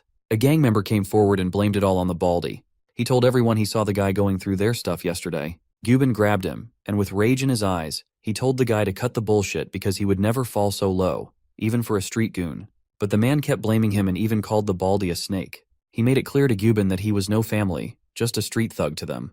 The baldy lost his patience and wrecked the guy with his punch. He challenged the crappy scumbag to repeat his words and kept beating him to a pulp. Gyubin lost control and smashed a table onto him without hesitation. The others tried stopping him, but he kept pushing forward to let out his anger. Suddenly Nam entered the house and saw his goon in a pathetic state. He learned what happened, but despite Gyubin's excuses, Nam slapped the guy. Gyubin tried his best to convince him, but Nam pushed him back and told him he doubted Gyubin would do such a thing. He made it clear many times to treat each other like brothers, as they were a big family. Nam called him out for his shitty behavior and decided it was time for Gyubin to just leave.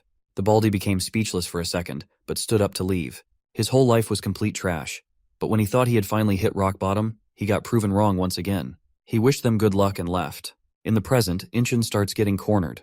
Banjung hopes their leader finally arrives, or else they're all done. Suddenly everyone hears the bike rev as Insu makes a grand entry and wrecks a goon with his bike. He apologizes for appearing so late, while the gorilla motivates everyone to hang in there, as they can finally win. Insu greets his old homie, but Gyubin calls it stupid since they were never this close. Insu admits the baldy was framed. Just a few hours after Gyubin left, they found out the guy he destroyed was the real thief. But even though they wanted to apologize, Gyubin was already out of their reach, so the misunderstanding was never solved. Insu apologizes for what happened and hopes Gyubin can forgive him, but the guy laughs and calls the apology stupid after they threw him out like garbage. Gyubin doesn't let it slide, so he charges toward Insu to attack, but the guy dodges and hits him back, as he has no intention of losing so easily. Gyubin gets pushed back while Insu lets him know his brother didn't kick him out for some cash. It was because Gyubin crossed the line and destroyed his brother without mercy. Gyubin calls it bullshit, and as he got thrown out like garbage, he moves forward to attack. Insu throws a punch, but Gyubin grabs his arms with metal wires to stop him. Behind some sketchy alley, Gio admits Seong Ah is a dangerous woman. His man wonders if they're aiming to destroy Park today. Gio smiles at how daring he is, but that's the reason he trusts his men. He calls him correct but shares that today isn't the right time. He explains the real fight is happening within their group, and once the game is over, only one of them will come out victorious. That's why he wants to start by destroying the weaker ones, like Seong Ah Lim first. His lackey finds the plan perfect, as it will be beneficial later. Gio calls him correct, and they both begin moving with their plans. The gang continues to fight with determination to not back down. Gyubin uses a glove and the metal wire to pull Insu toward him. He lands a powerful punch that sends the guy flying. Insu tries to attack as well, but the wire ends up ruining his movements, so he's unable to land any punches. The metal wire cuts deep into his skin whenever he tries to move. He gets completely wrapped in it, but Insu decides to sacrifice getting wounded and pulls Gyubin in himself. The baldy manages to dodge, smiles wickedly, and lets Insu know such crappy moves won't work against him. He reveals he grabbed the lefty because it's obvious he can't do much with his right hand. Gyubin uses this opportunity and lands the critical hit, but Insu realizes his opponent is just throwing random attacks since he's tied up. Insu uses this to pull Gyubin toward him again, as he wants to turn the tide for good. He uses all his strength to attack, but the baldy slides down and pulls him so hard that the guy screams in pain. Gyubin recalls hearing them boast about friendship and standing up for each other. He doubts Insu can do all that when he can't even protect himself. Baldy frustratingly insults the guy and reminds him not to spit out bullshit he doesn't even mean. He continues wrecking the guy and lets out all the anger he had for so many years. Baldy always used to hate the word family, because to him, family were just people who would make his life worse just for looking them in the eyes. People who betrayed him, and people who would celebrate if he ever died. He would always see happy families on TV, but that made him feel shittier about his situation. Incheon wasn't anything different either, pitying him for his situation, acting like they actually cared. He used to hate them for their crap, but the worst thing was, Nam began giving him this false hope that was terrifying to him. He ended up getting used to it, but in the end, he got wrecked again, and whatever he was expecting actually happened. Gyubin's eyes were burning with revenge. He wanted to destroy Incheon, and whatever happened was enough to crush the little bit of hope he had left. Gyubin confronted his father afterward and tried to kill the shitty guy. In the present, Insu destroys his eyes with a headbutt. He apologizes again but lets Gyubin know he has crossed the boundaries and tried hurting Insu's family. For that, he's not going to back down. Insu wrecks the guy with a powerful punch. Gyubin goes flying away after such a hit. He realizes he played right into Insu's hands and ended up getting closer. He admits he's going to lose if this keeps going, so the baldy tries maintaining his distance again. But Insu doesn't let him go so easily. He grabs the guy and hits him with an elbow attack, completely destroying his head. Insu continues to hit him, but Gyubin finally frees himself and gets back his distance. Insu pulls him back once more and lands another crazy punch. Gyubin wonders if the guy trained while he was gone, as he doesn't understand how Insu's gotten so much stronger. As he's getting his ass whooped, the baldy tries remaining calm. He pulls himself back together and puts everything on the line since he never wants to lose against someone who betrayed him. Gyubin tries pinning Insu down. He grabs the guy and jumps off the edge so they both die. Insu manages to grab an edge. He keeps holding onto the metal wire so his old homie doesn't die. Gyubin frustratingly orders him to just let go, but Insu tells him to shut up as he's about to drop dead if he ends up falling down. Gyubin ignores his words as he doesn't mind dying, then getting saved by him, but Insu yells at him to cut his bullshit, which makes the guy go silent. Insu knows he's angry, but he orders the guy to just chill out for a second, or else he won't get the opportunity to continue his stupid fights if he ends up dead. Gyubin still talks back but instantly stops as he notices blood dripping down. Insu tries his best but the string breaks apart, so the guy drops into the sea.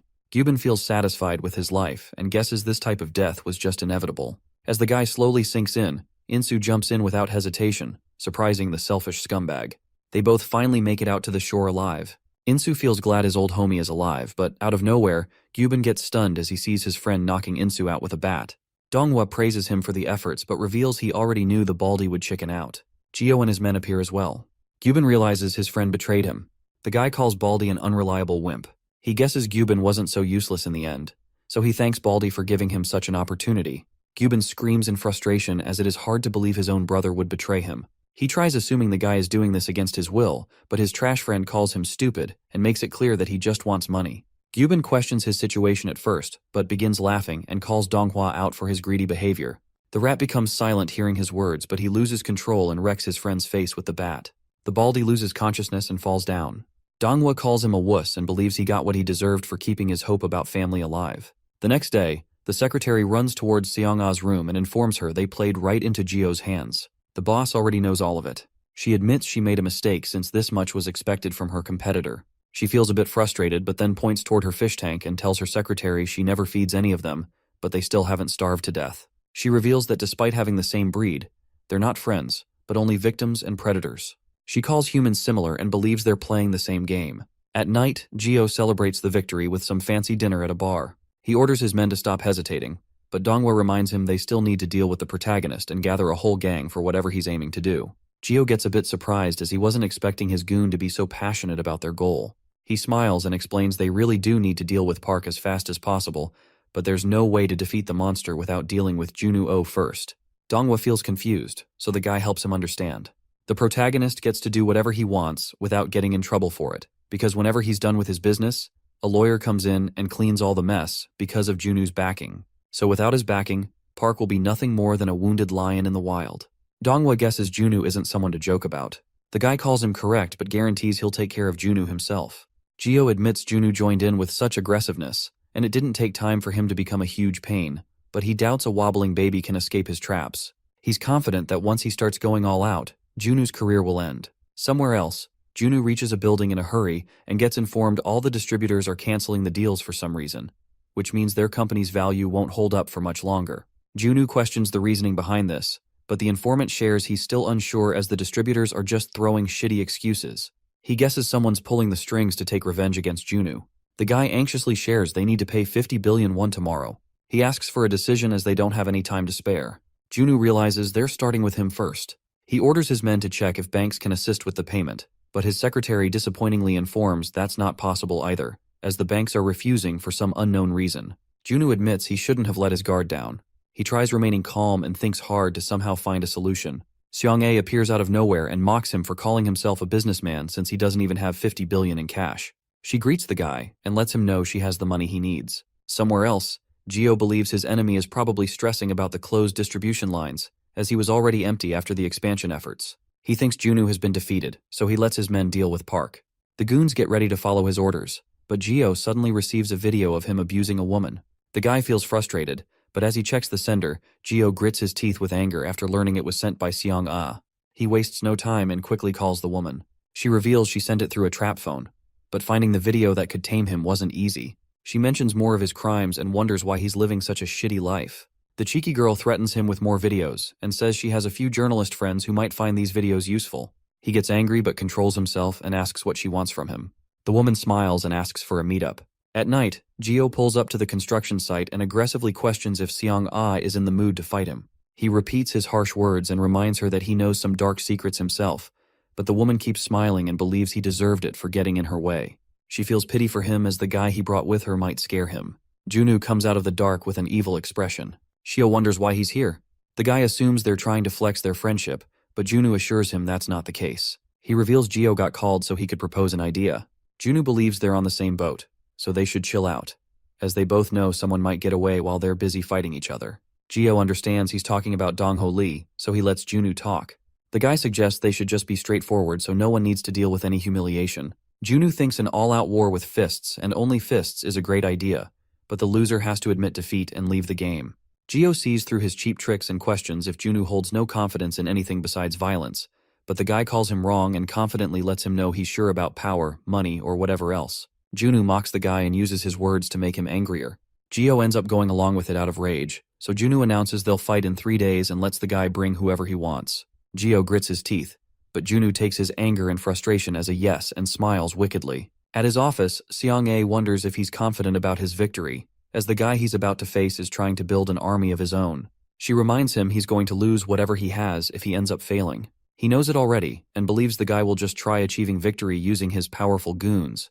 But he's confident the numbers are useless unless they can all fight on the same level as Cheonsu against a monster like the protagonist. Choi appears in a rush and informs Junu she can't get in touch with Park. Junu gets shocked but remembers Park shared his desire to get stronger a few days ago. He decides to go look for the guy personally and believes they can locate Park, as he has 3 days to prepare. Choi anxiously questions what he plans to do if Park remains out of reach. Junu calls it a stupid question, as he has already decided to fight. Dongyan feels hesitant about it, as he doesn't want them to win, but Junu doubts he can hold the goons off all by himself since Park and Insu are out of reach. The redhead smiles and reminds him they have another guy for this job. Junu gets confused, but Choi realizes what he means. She pulls up with Donghyun at the convenience store and requests the lover boy to join the fight. The weirdo agrees without wasting a second. Inside a locker room, Gio's man gathers the Korean athletes and reminds them that they're able to experience such great things thanks to the sponsorship SKS Entertainment provides. The stadiums and the education they're getting for free are all thanks to the company, but they need to make an effort for once. He calls them lucky as they're getting the chance to prove their worth in front of someone who's spending so much money on them. Donghwa gathers his goons and believes that despite being in a desperate, shitty situation, they're all unstoppable. He announces that at the stadium, they're finally going to show everyone their true worth. Both leaders order the goons to follow their orders. At the hospital, Gyubin finally wakes up but gets surprised by Insu. The guy smiles and shares that he's just here to check on his pathetic state. Gyubin gets angry but suddenly remembers how hard Insu tried to save him from drowning. He becomes silent and asks the guy to just leave. Insu confirms he's about to but suddenly stops and invites the baldy for a beer later. He shares that the gang is doing better than before. The goons are working hard learning trades and completing their part-time jobs. Insu mentions they even have a house bigger than the one he saw before, and there's an empty room left as well. Insu invites him for the beer again and hopes he actually pulls up. Gyubin still calls his act bullshit. Junu tries his best to locate Park. He reaches a jungle after learning Park was seen around the jungle at the top of the mountain. The guy barely makes it to the top. He hopes the protagonist has a good excuse ready for what he's putting the guy through. Junu walks forward and hears someone training. He finally finds Park and calls the guy, but our boy keeps on punching the bricks he has gathered. Junu finally catches a breath and reminds Park he has responsibilities to deal with. The protagonist completely ignores his words and uses all his might to throw a crazy punch. His brute strength destroys the bricks into pieces. Junu's left speechless, seeing his beast-like power. Park finally finishes his training. At the stadium, Seong-A begins doubting Park's going to appear, but Choi informs him Junu was able to locate the guy, so there's a chance he'll make it in time before the shit show ends. The stadium lights suddenly turn on. Choi anxiously smiles as she lays eyes on Gio's huge army of gorillas. Gio confirms he brought the goons he needs, so he wonders why Park's still missing. He feels disappointed to learn he went through so much hassle just to face an apathetic gang. Jonghyun anxiously points out the number of men is a bit more than what he expected, but the redhead orders him to not be so wimpy. Loverboy understands his words but believes the men they're about to face are very dangerous, judging by the looks in their eyes, especially Donghwa and the guy in the tracksuit. Donghyun calls it his lucky day, as he's finally getting the chance to test out his strength. He confidently reveals he loves punching bags that actually fight back. Jonghyun smiles and calls the guy a worthy rival. He becomes motivated to challenge the redhead for the love of Choi. They both take a fighting stance and confirm they're ready. Gio believes they're underestimating him. He's curious to see how strong they are, so the guy challenges them to do their best without the protagonist. His goons get ready and charge toward Junu's men with weapons in hand.